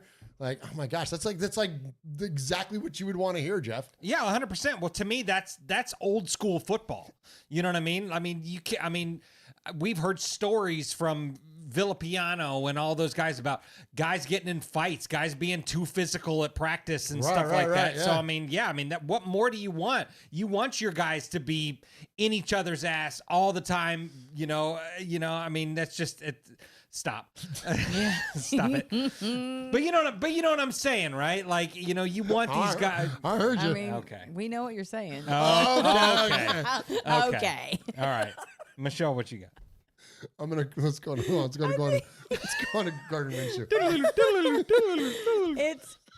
It's so smart. You asshole. to set the tone early. Jeez, stop. I'm trying to be serious here. Sorry, Okay. All right. I surrender the floor to Michelle. It makes sense to set the tone early, though. That aggressive, physical tone early. And for the veterans to do that as the rookies are there, kind of getting that mentality instilled into them. Yeah, I can't. I'm trying so hard. I'm sorry, Michelle.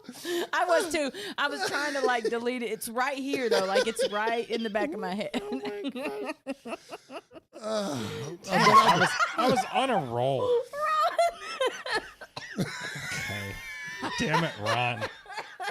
Stop it. That's so true, Ron. That's so true. You really don't. I'm gonna highlight Ron's comment and then take a hit of break, Jeff, so we can compose ourselves.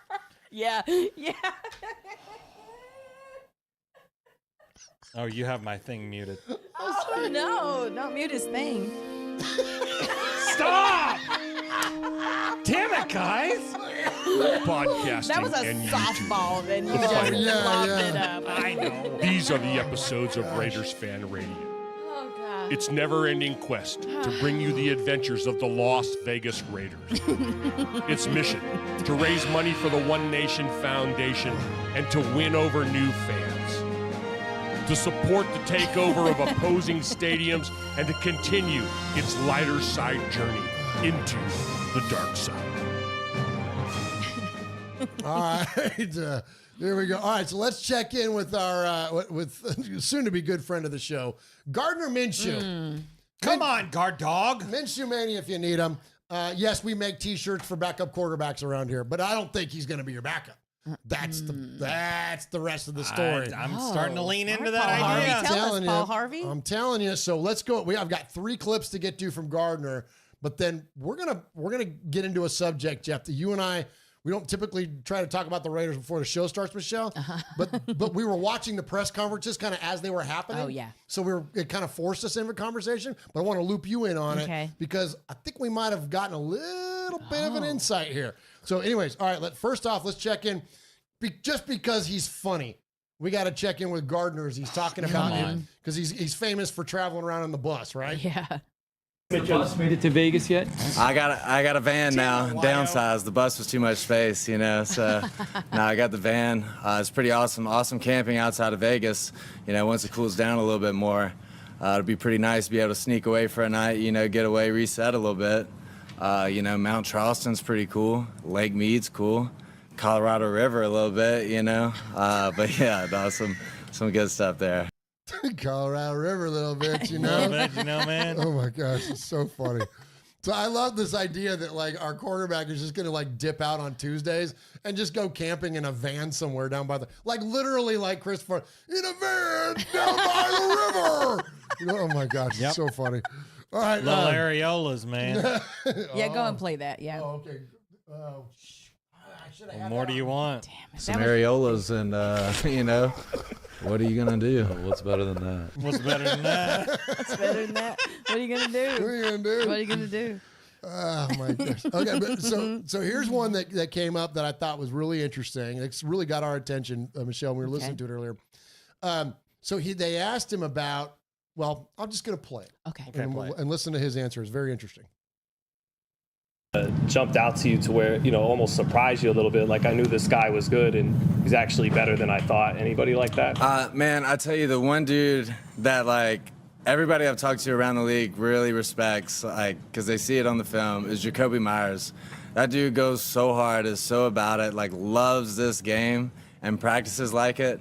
It's really just cool to be a part, you know, and see guys that are like that are going to do whatever it takes, going to put themselves in position to help the team, whether it's blocking, catching the ball, running off. Like, he really does it all, and it's cool to be around those kind of guys.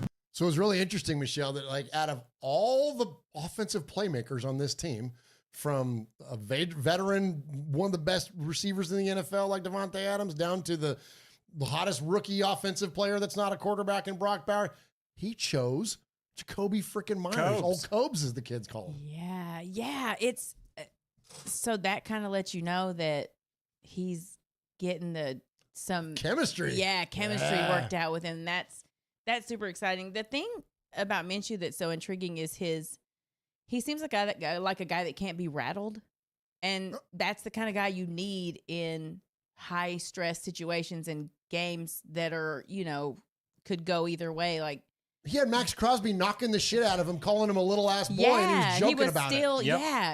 Yeah. Just someone that just clearly loves to play the game, but hearing that he's creating chemistry with Jacoby Myers, that's intriguing. That's solid. Yep. I think that's amazing, and I love that he's building connections with all these different guys, and I love that that's what's happening in this quarterback competition too.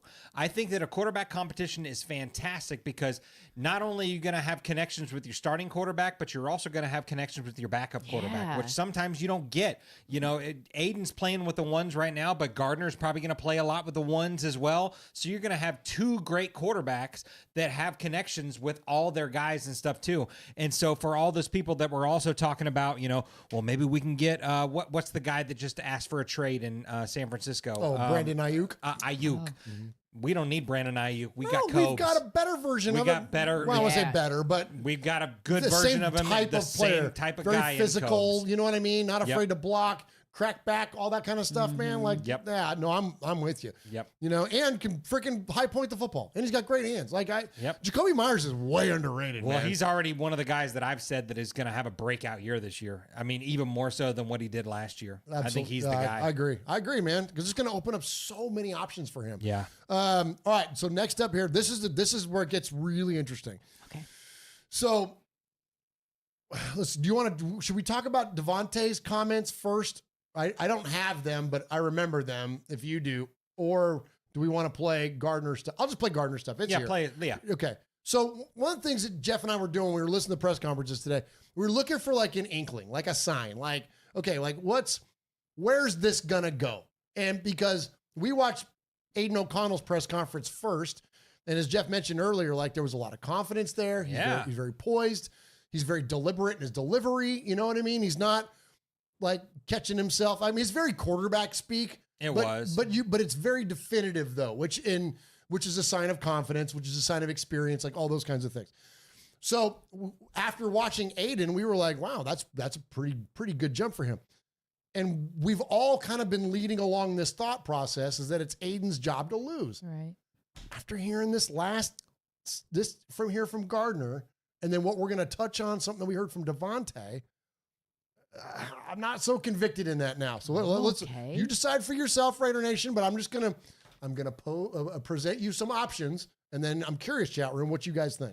One of the things Luke said he wants to see out of his quarterback is a guy that can get out of the pocket and maybe be improvisational. That seems to be one of your specialties. I mean, is that where you see maybe your edges in this competition? I don't know, man. I definitely think that's something I feel good about. Been really working on that last few years. I got to be able to get out, protect the ball when I'm doing it, and create explosive plays. That's a big part of this league is explosive plays, and at time come on the kind of second move. Looks like when you are out of the pocket, you're having your most fun. Is that accurate? Yeah, it's like flag football back in the day, or that's truly just playing ball. You got to find a guy that gets on the same page, can react, and that's a lot of fun. So you found the guy. What kind of guys have you mentioned Jacoby's one of those guys that can get on the same page with you when you're scrambling out of the pocket, and any other guys that do that for you? Well, I mean, like Tay, there's some telepathic stuff where we just see it and he can get to it. Just having a guy that's played so much ball, it's fun to bounce ideas back and forth with him. I think we see it a lot in the same way. It's going to be a lot of fun to dig it in with him, give him some freedom, because there's nobody better at getting open than him, and I look forward to that. All right. Oh, very interesting. Okay, so here's my thought, Michelle. My immediate takeaway on this. What does Aaron Rodgers do best? escapability. Like he's got it. And he can improvise. He can improvise. And he can direct, right? Not only is he smart and diagnose line of scrimmage and have a great arm and all that kind of stuff, but when shit starts to break down, there's an intuition that was there between him and Devante Adams. How many times have we seen Aaron Rodgers break out of a pocket and running a scramble drill and find Devante Adams in the back of the end zone, right? That's what Devante's intuition connection was with Aaron. Well, I'm not comparing Gardner Minshew to Aaron Rodgers, so don't hear what I'm not saying, Raider Nation. But if that's an element of their game and their connection with each other, if you've got your best player on offense endorsing a certain guy, that might be your guy. And the thing that really got it, and this is what really drove it home for us, Michelle, when we listened to Devante, and because he's so stoic, man. Like, he don't give you nothing, man. And so we're listening for an insight into something. And what he said, I'm paraphrasing, but the gist of it was this, is that he said, the question was, do you need reps, the maximum amount of reps in practice with any one particular guy in order to generate connections with, okay?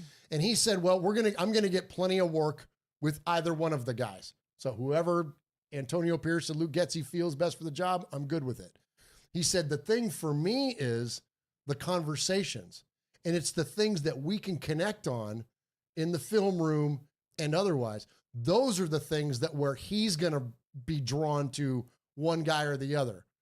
Well, if you've got an intuition and a trust between you and Gardner Minshew, who is Devante Adams ultimately going to endorse? And we know he's got a voice for the decisions that happen with this football team. He already did. He already did. So, like, that's kind of the gist of our conversation prior to this, Michelle. I think that he might end up being the guy based on just that alone. Yeah, a couple of things that like piqued my ear when, I don't know who asked the question, said something about that Getsy's looking for like escapability or whatever. Well, we all know that is not O'Connell's strong not that suit. guy. It's not, unless he's done some impeccable things over the course of, since the last season. But when he said there's telepathic things that happen between him and Devante, like if that's not a reigning endorsement of who you need to go with, if they're having those kinds of things now, imagine like one day into camp. Yeah. That's very, very, very encouraging in Gardner's favor. Yeah. Well, that's what him and Aaron had. Yeah. You know what I mean? Yeah. And, and like you said, that was Aaron and Devante's speciality, is Aaron running out of the pocket, escaping, and finding a play, making something happen. And I kind of brought up a couple years ago, Jarrett Stidham. That game against the Niners when he rolled out of the pocket, caught one under the chin, and came up bleeding, smiling and stuff like that, but he hit Devante. It's that kind of stuff that that's where Devante shines, and that's where our quarterback shines, and all that kind of stuff like that. Aiden O'Connell ain't going to do that. I love me some Aiden O'Connell, but Aiden O'Connell isn't going to do those extra things. I'm telling you, of both of these quarterbacks, if Devante Adams likes the Aaron Rodgers style ball, it's Gardner Minshew. The end. That's the end. That's going to be the guy, man. Yeah. I think so, man. And I will, to play devil's advocate, Raider Felon said Minshew throws interception and fumbles when he's scrambling. That is one thing that I think you did see a lot from Minshew when he was trying to make things happen. He could push a little too far to make things happen, but I don't know if that's something you can work on over. I don't know, but ball security, so. That is certainly something to. But hey, be we're used to quarterbacks about. Fumbling. This is true. As long as he doesn't do it out the back of the end zone. That's all we're asking. No, I was an unnecessary shot at Derek, but you get my point. But ball security is something you absolutely can work on. It's decision making. That's the thing. But you're not, and I know he had a decent wide receiver core in Indianapolis, but he definitely didn't. He had okay players when he was in freaking Jacksonville. Certainly didn't have Devante Adams, Jacoby Myers, freaking Brock Bowers, Michael Mayer. That's a whole nother level of talent. Yes. And he says also too in that press conference at a different point, he's like, I get out there, I get under center, and he's like, there's one-on-ones. I like them all. Yeah. Like, you know what I mean? God, it doesn't can't wait matter. to Like, see there's going to be one-on-ones, and it's favorable for the Raiders, regardless of which one it is. Of all those guys I just rattled off, it doesn't matter which one of them it is. No. So it's like, you hear things like that. Yeah. I'm telling you, man, I might be freaking Minshew. All the guy that gave us shit for making a T-shirt for a backup quarterback, yeah, it may not have been a backup. I'm not mad at that. I'm not mad at Minshew. I'm not mad at that at all. No, let the best quarterback win. The end. Well, and again, as a guy that's a show producer and has to assemble this stuff every week. Yeah. Listen, I'd much rather hear freaking, Minshew on the microphone than I would Aiden O'Connell. I mean, sorry. No, just like I would true. much rather hear freaking John Gruden than Josh McDaniels. Yeah. Because we didn't feature Josh McDaniels sound bites because they all sucked for the most part. It was all the same You kind know of what shit. I mean? But you hear John, it was personality there. Yep. Even Del Rio at times had personality. This is why I didn't like multiple reasons, but I didn't really care for Reggie McKenzie as our general manager. Oh, gosh. Because he was never out there. Yeah. Like you heard from him was like twice a year. He would pop his head up and do a brief press conference. And tell us 6 more weeks of winter. Yeah, exactly. Yeah, totally. Yeah, 6 more weeks till the draft. But yeah, Minshew reminds me of like how Stabler would sound in these modern day press conferences and stuff like that. He's like Michelle. Michelle said earlier, he's Raidery. He's Raidery. He's very Raidery. He's Raidery. He got a lot of character, a lot of charisma. He does. Can't beat it, man. Can't beat it. And he's funny. He's funny. What are you going to do? Some areolas and, what are you going to do? What's better than that? All right, shout out those super chats that came in, then let's get to the Sea of Fans. Oh, my gosh.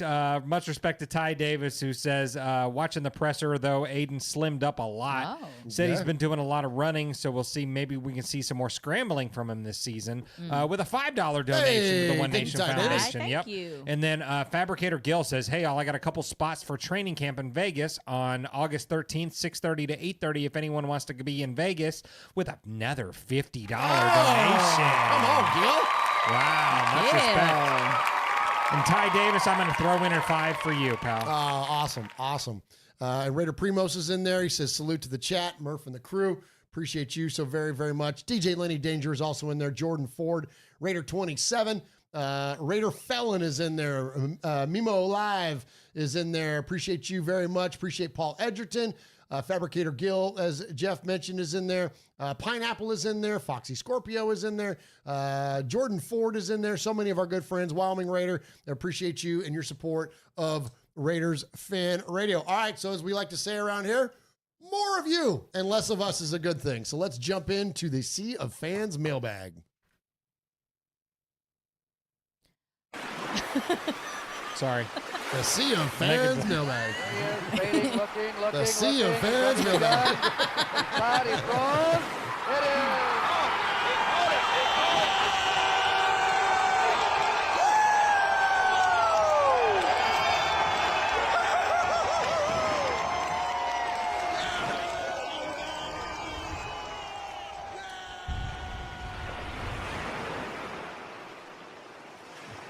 All right, appreciate you, Raider Nation, jumping in live with us here at Raiders Fan Radio, where you can find us each and every Wednesday night at 4 p.m. Pacific, 7 p.m. Eastern, and appreciate everybody in the chat. Jordan Ford in there says, more likes than viewers means we understood the assignment. Thank you. There you go. Thank you very, very much. We appreciate Good job, you all guys. so very much. That helps out the foundation and helps us raise money for Raiders-related charities. All right, so here we are. Going to hear from you, and we love the chat room. Love hearing from you live in the chat room, and we also love to hear from you on the voicemails, which you can leave a voicemail at 909-345-3346. That's 909-345-3346. And if you leave your message 3 times and we play it on the show, you can become the next made man or the next made maiden here at Raiders Fan Radio. Or if you email the show an indefinite amount of times, you can become a made man or made maiden that way. And so to become a made man or made maiden on the emails, you have to email. You do. Yeah, you do. You do. And to email, you got to type into your into the 2 there. So on your Gmail or your Outlook, where you're going to send it to. Yeah, you see where it says 2? Sure. Right. Okay, so you got to click on that. You got to click on that. Click on that, right? and then you got to go to the keyboard, or if it's on your phone, the keyboard should pop up on your phone automatically. Okay. Oh, sure. And then you press S. Right. And then H. Yep. And then O. That's an areolas. And then And then W for what's better than that. Nice. Anyway, Nice. SHOW at RaidersFanRadio.com and send us an email. And Michelle has the honor of reading your emails each and every week. And Michelle, who do we have this week? So we have Loki. Hey, Loki. Dear RFR, greetings from the realms beyond. As the god of mischief and master of time, I bring you tidings from the future, a future where the Raiders stand triumphant, their prowess echoing across the ages. Through the threads of time, I have witnessed your unwavering loyalty and passion, which transcends the boundaries of mortal realms. In the days to come, brace yourselves for a journey filled with epic victories and unforgettable moments. The Raiders, under the banner of greatness and fueled by your undying support, shall rise to the heights yet unseen. Picture it, AOC's pinpoint accuracy threading the ball through defenses like a sorcerer's spell, while Zeus charges through opposing lines with the fury of a thunder god.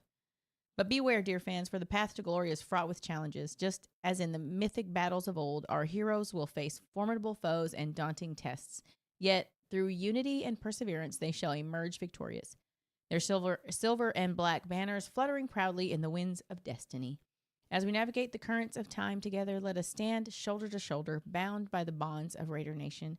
Your cheers echo through the ages, shaping the very fabric of our team's destiny.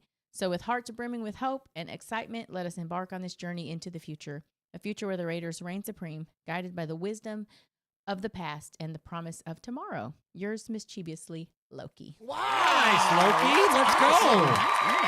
Wow. Great email. All right. Next, we have James Williams. Hey, James. I am convinced that the Raiders are the most hated franchise in sports. Not even a full calendar year where the Raiders were a laughing stock. Now that there is no reason to laugh at the Raiders, these assholes are pissed. So what do? They get on ESPN, Fox, NFL Network, and social media and talk about trading Adams. They get on their shitty shows and seriously underrate the Raiders. ESPN is predicting the Raiders to be dead last for the next 3 years. How the beep. I can't wait to watch their shows anymore. They hate the Raiders more than any team in sports. James Williams. He ain't wrong. He ain't wrong at all. Yeah, great email. Good job. Thanks. All right, next we have Jesus of Alum Rock. Hey, Jesus. All right. First, he says he loves us. He said, good. Raiders Fan Radio rules. What can I Nice. say? We rule. Again, he thanks us for making him a made man. He says it was like 4 years ago. Oh, yeah. He also mentioned that he did call, so I guess we're going to get to hear from him later. We get to hear from him, too. Yep. Yes. Good. He really loved the fannies, said that I looked lovely as hell, and if I was president, I'd be Abraham Lincoln. Oh, mean, did he really say that? Wow. Yeah, and then he said, Murf. Shoot your shot there, pal. He said, Murf, with your cool away jersey and the black bow tie, chef's kiss. Oh, thank you. And then shoot your shot there, pal. Yeah, you go from having the granniest of hats to having super swag, and he gives you props for that. Nice. And then he shouts out everyone in the chat, and all of our overseas listeners. Paul specifically, he talks about Paul. Okay. And let's see. Oh, and then he just kind of talks about how everyone just shits on the Raiders, and that's a big bummer. Yeah, he did name 3 of his favorite players, though, that did give their all. Emmitt Robertson, Justin Fargas, and Steve Wisniewski. So shouts out to them. Oh, wow. Deep Sincerely, Yeah, those are. Jesus of Alum Rock. Go Raiders. Great email. Thank you. Thank you. And I think I missed giving applause to James Williams there, too. Oh, we got him. Like, oh, you did? Oh, okay, yeah, good. we did. Oh, okay, good. Yeah, okay, right on. We got it covered. All right, and then we have Paul. Paul. All right. Evening, everybody. Hello, Paul. Paul, I hope you're all well and suitably excited for training camp and beyond. We're almost at the point where we can get to see football Only an and pads. Englishman could be that eloquent with language. So eloquent. Suitably. I'm going to Love start that. working that into my Yeah, everyday that's a good one. vernacular. What about that word? Oh, man, Michelle. Before- Wow. Dang. We're almost at the point where we get to see football and pads and it starts to get real. Before I get into my email, I'd like to congratulate all the winners at last week's Fannies. And also thank you to Kevin the Raider Nerd for an excellent Raiders in Movies and TV Shows podcast. It was really fun. I managed to form a group of 2 with Richard Smelter because we're the only people on the planet who have not seen Star Wars. Oh, and nice. I apologize again for being the only person that hasn't seen the Goonies yet. Everybody got very pissed off with me, so I'm working on it. Yeah. Never seen the Goonies? Thank you. Oh. Side note, Paul, I gave you 2 weeks, so you You have gotta one more get on week. that. You need to You make gotta sure get on you're that. watching that. Okay. The great and powerful Scott Gulbranson and Mo Moten said recently that because we've been the quietest part of the offseason. Can I pause? When you said great and powerful, all I think of is great and powerful Scott. Pay no attention to the man behind the curtain.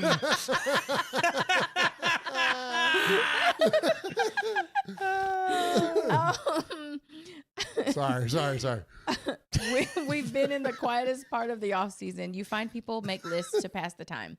Top 5 Raiders quarterbacks, top 5 running backs, that kind of thing. And I was asked at the weekend on social media to name my top 10 current Raiders players based on ability and importance to the team. So I went with 1 to 10, Max Crosby, Devante Adams, Colton Miller, Christian Wilkins, Robert Sabalain, Jacoby Myers, Jack Jones, Malcolm Kuntz, Daniel Carlson, AJ Cole. Not a bad list, is it? Whatever the order. Did I miss someone, though? I was also asked the following this or that question. Out of AP or Luke Getsy, who has the most important job this season? I went with Getsy because he's got to get it right. AP has more leeway as long as we don't go 2-15. Wow, I just shivered typing that. So Raider Nation, what can we expect from the new season? Nobody really knows is simple answer. That's one of the beauties of the sport. We will, however, see some things that will stay the same. As usual, the commissioner will be seen looking confused and trying to be one of the guys every week, as he'll probably remain as untrustworthy as ever. The guy walks around looking like a village idiot with a fork in a world full of soup. I trust Alec Baldwin with a pistol before I trust Roger Goodell. Jeez. Ooh. Hello. Valid. As usual, large elements of the media will still be worthless fools with the morals and integrity of a swamp fly, coward. We've seen evidence of this reported again this week. How some of them make a living is beyond me.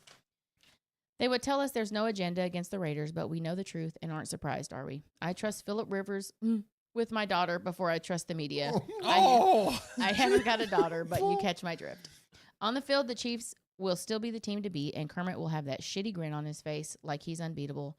Well, you strange-looking amphibian tool, everybody has a plan until they get smacked in the face. Come on. Max is coming for you, and this time he's got friends. There's nowhere to hide. Nice. And finally,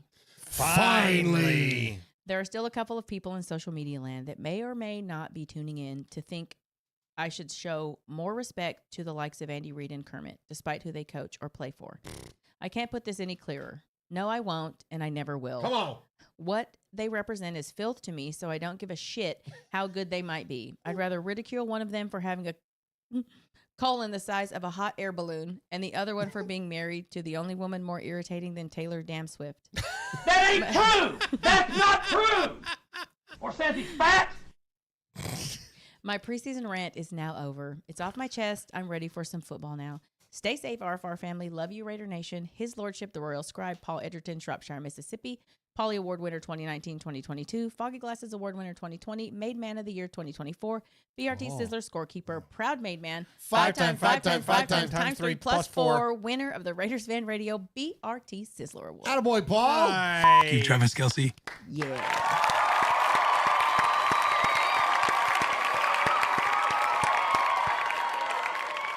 Paul! Paul! Paul. Paul. Paul. Paul. Paul. Paul. Paul. Paul. Paul. Paul. Paul. Paul. Claude! Claude! Claude! Paul. Paul! Paul! Paul. Shit, Paul! Paul. Paul. Your name, Paul. Hello? Paul. Hello? Paul. I met him with Paul. Who? Paul. Paul. Yes, Paul. Paul's not here. Hey, Paul. Paul. Hi. I'm Paul. Darn right you are, Paul, and always with an amazing email in there. PSP Raiderette says Paul is genius. He is. He absolutely is. Yeah, he is. He's a wordsmith. He's our George Carlin. is. He's our George Carlin right now. Good call, Absolutely. dude. Absolutely. So solid. we appreciate you, Paul, so very, very much, and appreciate everybody else that's in the chat room as well. Yep. So let's go ahead and get to these voicemails. And so we brought up the show with Kevin that we did. We did this last week where we did basically Raiders that became movie stars, and it was a lot of fun. No, That it was was great. so much fun. It was great. Thank you all. Thank you. Yeah, you did great. And you guys catch some love here from Kevin because Kevin is the first caller that we have tonight. Oh, good. Yeah. What's up, Raiders fan radio? This is Kevin the Raider Nerd. Shout out to, of course, Murf, Swago, and, of course, the lovely Michelle. First of all, I want to thank Murf for coming on the podcast last week on the Fandom Podcast Network for NFL Raider players who acted in movies and TV. Also want to give a shout out, of course, to Rich Schmelter, Raiders historian and author. He came on. We had a great time talking about Raiders that made it in TV and movies. Had a great top 10 list there, honorable mentions.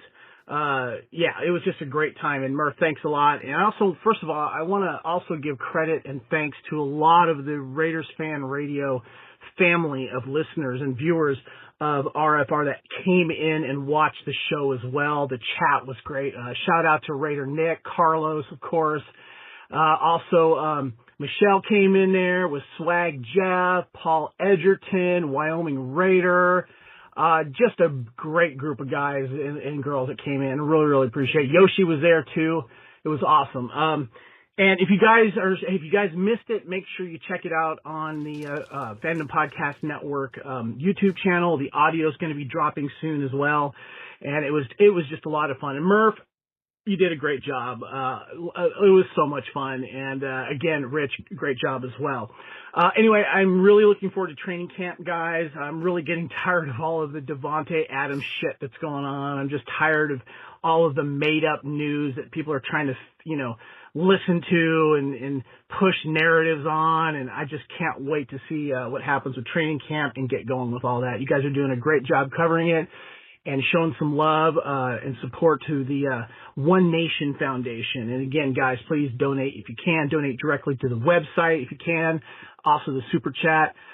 Thanks again, guys, and really looking forward to your shows coming up. Thanks, and I will talk to you guys soon. Kevin the Raider Nerd out. Nice. Oh, boy, Kev. Thanks, Kev. Such a nice guy. Yeah, he really is. Yeah. Such a great dude. Go check out the Phantom Podcast Network and not only support the last show that we did about the Raiders that became movie stars, but also support those guys and what they're doing. And there's if you like things that you watch things, it's on there. If you like things, I love things. I love things. You like things?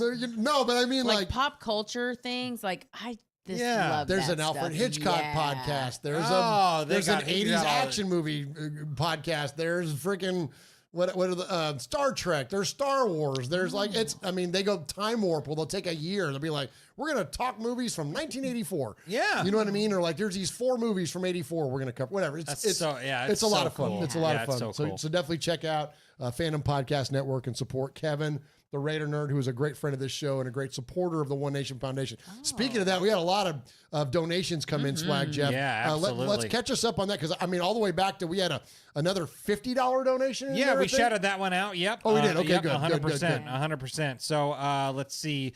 Ty Davis came in and said, besides the quarterbacks, I can't wait to see Zeus in action. He's going to live up to his name. He's built like a bulldog on roids. Man. To Murph, tweet on Zig to the Saints.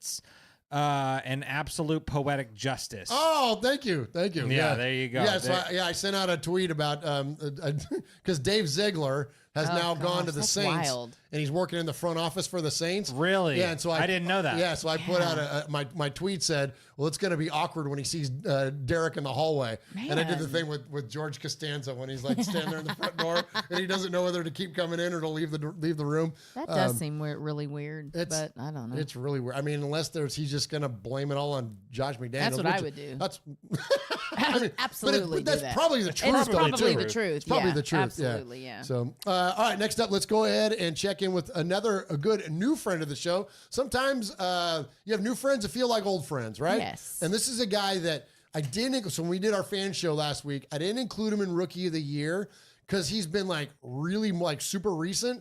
And I still think he would be eligible since we didn't do a show, the Fanny Show the year before. Sure. I still think he could be in the running for a Rookie of the Year type role. And that's our good buddy, Rafa, El Capitan Rafucho. And so he called in this week. And so let's check in with our buddy, El Capitan. Hey, what's up? Rafa in the building.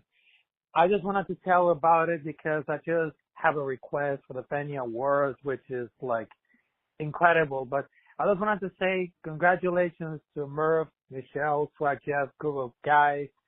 I mean, their show are amazing. And for this moment, I would like to take like a great moment to say, I think the dynamic duo between Brock Bowers and Michael Mayer, it will be explosive. I mean, come on. If you guys remember about for like the other teams or another days, but I think that duo between Brock Bowers and Michael Mayer will be explosive as productive because, like I said it before, drafting like back-to-back tight ends, that was insane. And between for Devante Adams, I know he's very proud to stay as a Raider because along with his family and along with him not giving like a cause. I mean, Devante Adams will say, giving like in the middle finger to the haters to say, hey, I'm going here right now. I'm not gonna be here at another team. I'm gonna stay for the Raiders. And I just wanted to think about it. If we got great defense, we're gonna smash another competition right now. Like I said it before, guys. Between for the preseason, the regular season, I have a great feeling that the Raiders could make it to the playoffs and probably go to the championship because under the leadership of Antonio Pierce, this team is going to whoop some ass like Stone Cold said. So I just wanted to tell you about it. Rap in the building. Nation. Brother Fans Radio, Murf, Michelle, Uncle Mosh, Swag Jeff, group of guys.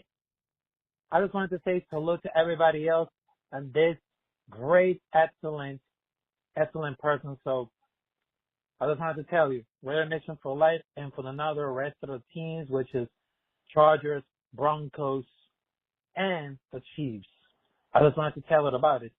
Chargers, Broncos, and Chiefs, you suck. Raider Nation all day, all night long. There's nothing can stop about us. Have a great one, guys. All right.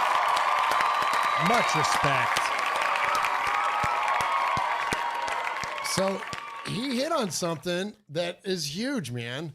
So the league, at one point, the league was not dominated, but it was highly populated with the two tight end sets and the usage of said tight end, right? Then it kind of went away from it. So I've got the breakdown here. Thanks, Warren Sharp. Going back to 2010, and when you look at like targets per game, when you get into like 2018, it was at its lowest. And even in going into 2021, very low in terms of like the amount of targets per game actually going to tight ends. This year, from 2022 to 2023, was the first time that it's actually started to go back up again. And so when we look at the targets per game right now in 2023, 13.7%, 13.7 targets per game to tight ends. Receptions a game, 9.8, which is huge. That's the highest since, since 2015. There was a 9.8, and that's the only other 9.8 in terms of receptions per game. Yards per game, 99.6, and then touchdowns per game, 0.6, which doesn't sound like a lot, but it's actually up from where it has been. So my point is, and what he's bringing up there, this whole two tight end set and even three tight ends that now they've been talking about today, they've been practicing in camp, is completely fitting in with the direction where the league is going. So when you and I won't read the whole article here, I've got it printed, but like this whole thing that like Warren talks about, like overall scoring in for tight ends is going up, and it's happening now. Like this isn't the Raiders reacting to a thing. It was the Raider drafting Brock Bowers, which a lot of us were kind of puzzled at the very beginning. I was like, tight end. We just drafted a tight end in the second round last year. This is fitting into exactly where the league is going to go. And when you have an all-world talent, a generational talent like Brock Bowers, holy cow, you absolutely get his ass. And so it's massive what Rafa just freaking lined out right there, like where the league is going and what the Raiders are doing. I think for the first time maybe in a while, we're ahead of the curve. We're not reacting to things by reacting to a trend in the league or whatever. We're leading a trend in the league this time around, man. And I'm fired up for it. I can't wait. All right, next up, let's check in with our buddy in St. Louis. He is Jay. Michelle, Swaggo, Murf, good boy Jay from St. Louis. A couple of things I wanted to bring up today. proud to be Rookie of the Year. I keep wanting to say Mr. Money in the Bank, but I think that's just because I've been watching a lot of WWE. Firstly, Howard is worse than flip-flops when it comes to take, and he's over here saying the f***ing Broncos are more promising because they have a upstart rookie in Bo Nix. Get the f*** out of here. He's saying the Chargers are going to be great because they have Harbaugh. Get the f*** out of here. People talk about him as a success in Michigan. Bro f***ing took 5 years to beat Ohio State once. But no, seriously, him. And then bringing up Antonio Pierce's financials like that has a thing to do with running, like coaching a team. Get the over yourself. But on a serious note, my neighbor named Holly, huge dude, like probably 6 foot, 300 plus pounds, always happy, always chilling. I was talking to him the other day, and he got to telling me how he's feeling mentally and how it's not good. And we had like a 2-hour-long conversation just to make him feel like things are going to be okay. And I know this isn't Raiders related. It's not funny. It's not whatever, but it's a serious thing. Like, check on people, check on your neighbors, check on your friends, check on your family. Like, make sure that they're okay and let them know that they matter, because this dude was talking about doing permanent things, and I had to let him know, like, dude, you bring so much happiness to everyone around you. But before I get Google Voice, just reach out to your people. Make sure they're okay. Make sure they know that they're loved and they're valued. This is Jay from St. Louis. Peace out. Nice, dude. Nice. Some things are bigger than ball. Some things are bigger than fandom, man. Got that right. And it's an important message. And we've talked about it before. And we've talked about it in terms of, you know, the military folks that we know that are retired or active or whatever in that context. But yeah, man, it doesn't matter. Military or not, check on your people. Yeah. Check on your people and be willing to take a minute and talk to somebody that maybe is having a tough time. So we appreciate that message from Jay in St. Louis. All right, next up, we've got our buddy Jesus of Alum Rock. Okay. Okay. It looks like you're putting the thumb on the scale. I think he is. I don't ever want to put my thumb on the scale in terms of a Sizzler Award, which is the best emailer or phone caller of the night. I will just say that when I first started, I don't want to even set it up because I want to take anything back. I want you. I'm going to shut play up. it. Yeah. Shut me up because I want everybody to have their own experience with it. I will just say that you will not forget this call. All right. From Jesus of Alum Rock.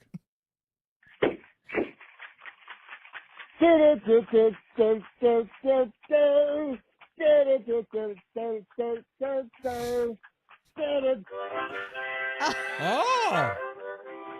Props.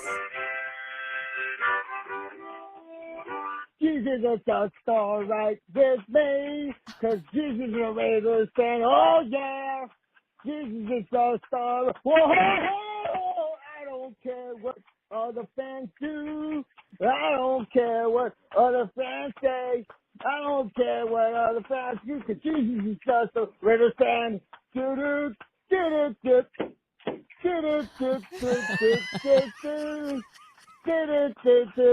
I hope he brought it up cold. Oh yeah. There's that commitment. I love it. Jesus. He's a Raiders fan. It's true. A song about himself. It's amazing. He's a Raiders fan. He put an ice cold beer in my hand. He might be white, black, red, yellow, even a Martian man. Jesus. He's a Raiders fan. Oh my gosh. Anyway, record back and fire, sucker. Just boo, boo. Raiders, Raiders, rah, rah, rah. Hell yeah. Oh yeah, one more thing. Raiders!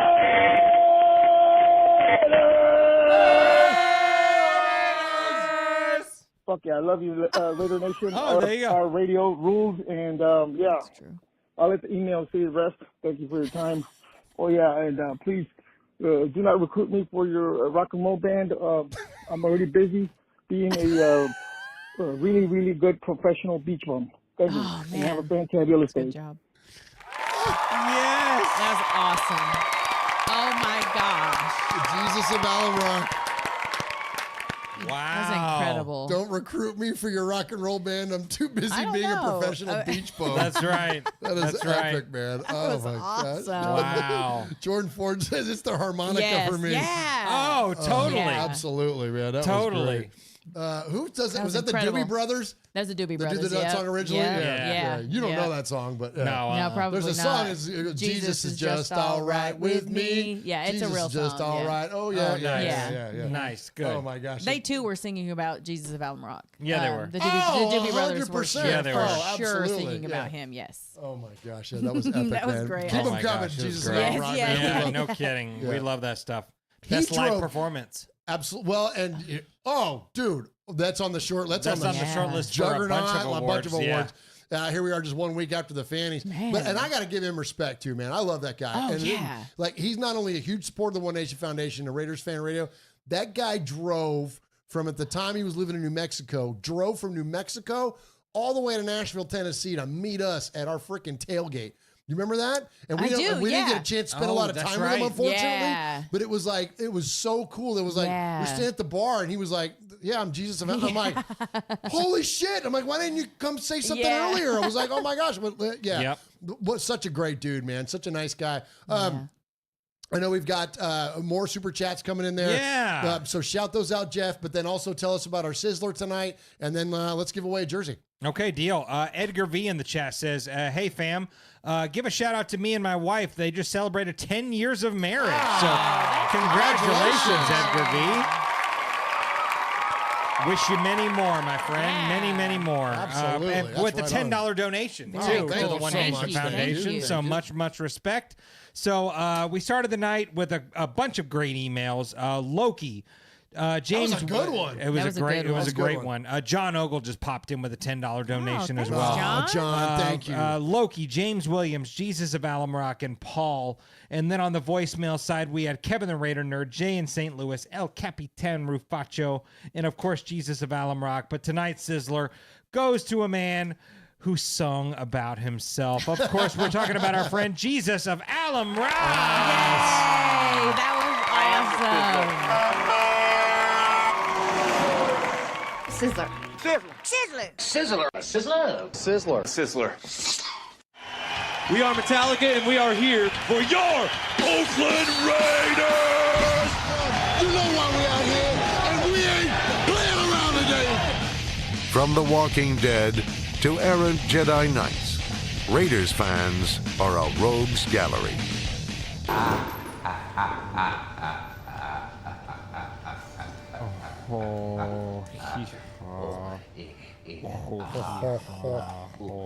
How about pillaging just for fun in there? Says, what's up, new listener, huge Raider fan watching from Guam. Oh, there you go. That's so cool. Welcome in. Thank you. And you caught us right here at the, or just about the end of the show. We're going to give away a jersey over there. But appreciate you joining and yeah, stick around. If we're a little bit of a reverent show. We're not your typical Raider podcast, but hope you dig it. I'm going to give you guys one last stat though before we get out of here. Yeah, before we give that thing away, because I've got one that I meant to get to and I missed it. Okay, this is courtesy of Warren Sharp. Okay. All this talk about Gardner Minshew versus Aiden O'Connell. Here's something else that I think is very telling, despite the connection with Devante Adams early and all those kinds of things. Avoiding a sack on a drive more than triples the percentage of drives that end in a touchdown. In 2023, the 7.1% sack rate was the highest since 1998. The first time the NFL has been back-to-back in 7% or more sack seasons since the 90s. Quarterbacks were sacked on 6.7% of dropbacks without a blitz. That's the highest since the 90s. 21% of pressures resulted in a sack, and that is the highest rate since the data has been available. Wow. Damn. It's time for offensive coordinators to understand this and help their quarterbacks reduce pressure rates and sack rates. It's the number one most important adjustment they can make to save for turnover reduction. So, if that's the case and the Raiders are truly staying ahead of the curve, Gardner Minshew makes a hell of a lot more sense than Aiden O'Connell. And here's the cherry on top. The highest percentage of passes thrown under pressure last year, Jeff, Gardner Minshew was 35% of the times he threw passes he was under pressure. Okay. Aiden O'Connell was only 33%. Okay. So not only are you going to get less pressure, but when it does happen, you've got a more capable guy to freaking deal with it. Yeah. Okay. Just saying. Yep. Writing could be on the wall, even though we're only one day into camp. Yep. 100%. 100%. All right. Hey, let's give this jersey away, man. Let's do this damn thing. So much respect to everyone that donated tonight, which is 19 of you donated tonight. So much respect. So we'll just go down the list here. Max Snyder, $20 donation. Yoshi, $20 donation. Pineapple, $20 donation. Jordan Ford, $20 donation. Thank you all. Thank you. Let's see here. Renegade Raider, $10 donation. Thank you, Renegade. Let's see here. PSP Raiderette, $30 donation. You, Trinidad, $40 donation. Thank you, Trin. Stacy Ruff, $20 donation. Thank you, Stacy. Raider Kyle, $30 donation. Thank you, Kyle. Raider C-Dub, $10 donation. Nice. Protect the Shield, $10 donation. Thank you. We'll see you tomorrow. Yeah, there you go. Raider Loco, $10 donation. Thank you, Loco. Ty Davis, $20 donation. Thank you, Ty.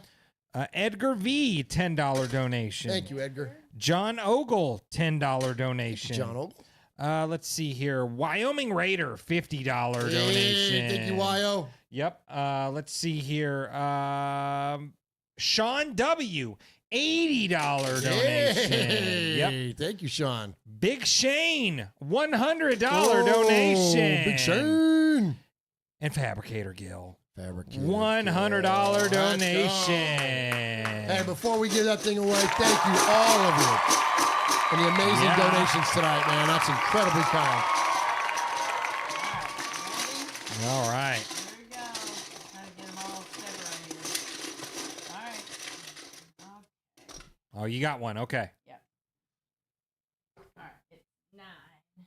Number 9. That is PSP Raiderette. Hey, congratulations, PSP. You are the winner of the Zeus white jersey. Oh, and there it is, and it's a beaut over there, man. That is awesome. Congratulations. Absolutely. And hey, let's do one more. Let's do a T-shirt. Okay. Okay, deal. It's a beaut, Clog. It's a beaut. Hell yeah, it is. All right. Here we go. 4. Number 4. That is Yoshi. Hey, congratulations, Yoshi. Yoshi, send us an email, swag@RaidersFanRadio.com with your shirt size and your address, and we will be sending you a T-shirt. Whoop, whoop. Oh. Take it, Michelle. Well, hold on. It's okay. Well, just like, I can't we get don't my do shit. We're outta here. headphones on. Okay, there we She'll go. leave her headphones on. You don't want to do it? No. I'm sorry. I couldn't get my headphones on because I'm a clown. Jeez, man. Okay. Jeff's rushing us out of here. Well, sorry. Bye, guys. No. See you, bye. No, I just want to, again, thank everybody. Even though if you didn't win, that money is going to great causes through the One Nation Foundation to support Raiders-related charities. We appreciate you very much and appreciate the chat room. You guys are the best. SoCal Sal is in there. Raider Kyle is in there. Fabricator Gil from the IE is in there. Paul Edgerton is in there. Stacy Ruff, Wyoming Raider, Ron the Mater Raider, PSP Raiderette's in there. Congratulations on the jersey. Edgar V, Raider Kyle, any of Mark Barris is in there. Pillaging Just for Fun. B. Al is in there. Appreciate everybody so very, very much. We've got jerseys going out tomorrow, so everybody that's a winner tonight, and also from the last week, we've got all your stuff going out. Raider Nation cannot appreciate your generosity enough, and even if you can't support the show monetarily, please just do us a favor. Hit a like, hit a subscribe, hit a thumbs up, because it's not about supporting this show. It's about supporting the One Nation Foundation. We thank you guys so very, very much. We love you. Go freaking Raiders. It's football season. Let's go. Let's go. I was struggling to put my headphones on. Ron said Rod Martin's laughing, so he probably is. But nice. Thank you all for all the donations. You guys really rule. PSP, congratulations. I think she said in her super chat that she really wanted that jersey, or she made it in a comment, so that's really cool that she won. So very, very cool. Yep, much respect to the people that are in the building tonight. Jordan Ford, Mark Barris, Renegade Raider, Ty Davis, Paul, Raider 27, Ron the Mater Raider, Stacy Ruff, Huey P, SoCal Sal, Raider Kyle, Fabricator Gil. Let's see, Stacy Ruff, PSP. Once again, congratulations. Edgar V, and happy anniversary, my friend. Wyoming Raider, B. Al, pillaging just for fun. Much respect to everybody, and much respect to those of you that donated. We raised $610 tonight for the One Nation Foundation. Yep. That's incredible. Yep. Much respect. Much respect to you guys. On behalf of Murf, on behalf of Michelle, my name is Swag Jeff, and you've been listening to another fabulous episode of Raiders Fan Radio, where we take a lighter side journey into the dark side. And don't forget, boys and girls, what happens in Vegas, it started in Oakland. We love you guys. Much respect. Get out, YouTube! Goodbye. Goodbye. Oh, I hate that Colin Coward. I hate that damn Colin Coward. Oh my gosh, he really is a bitch. Honestly,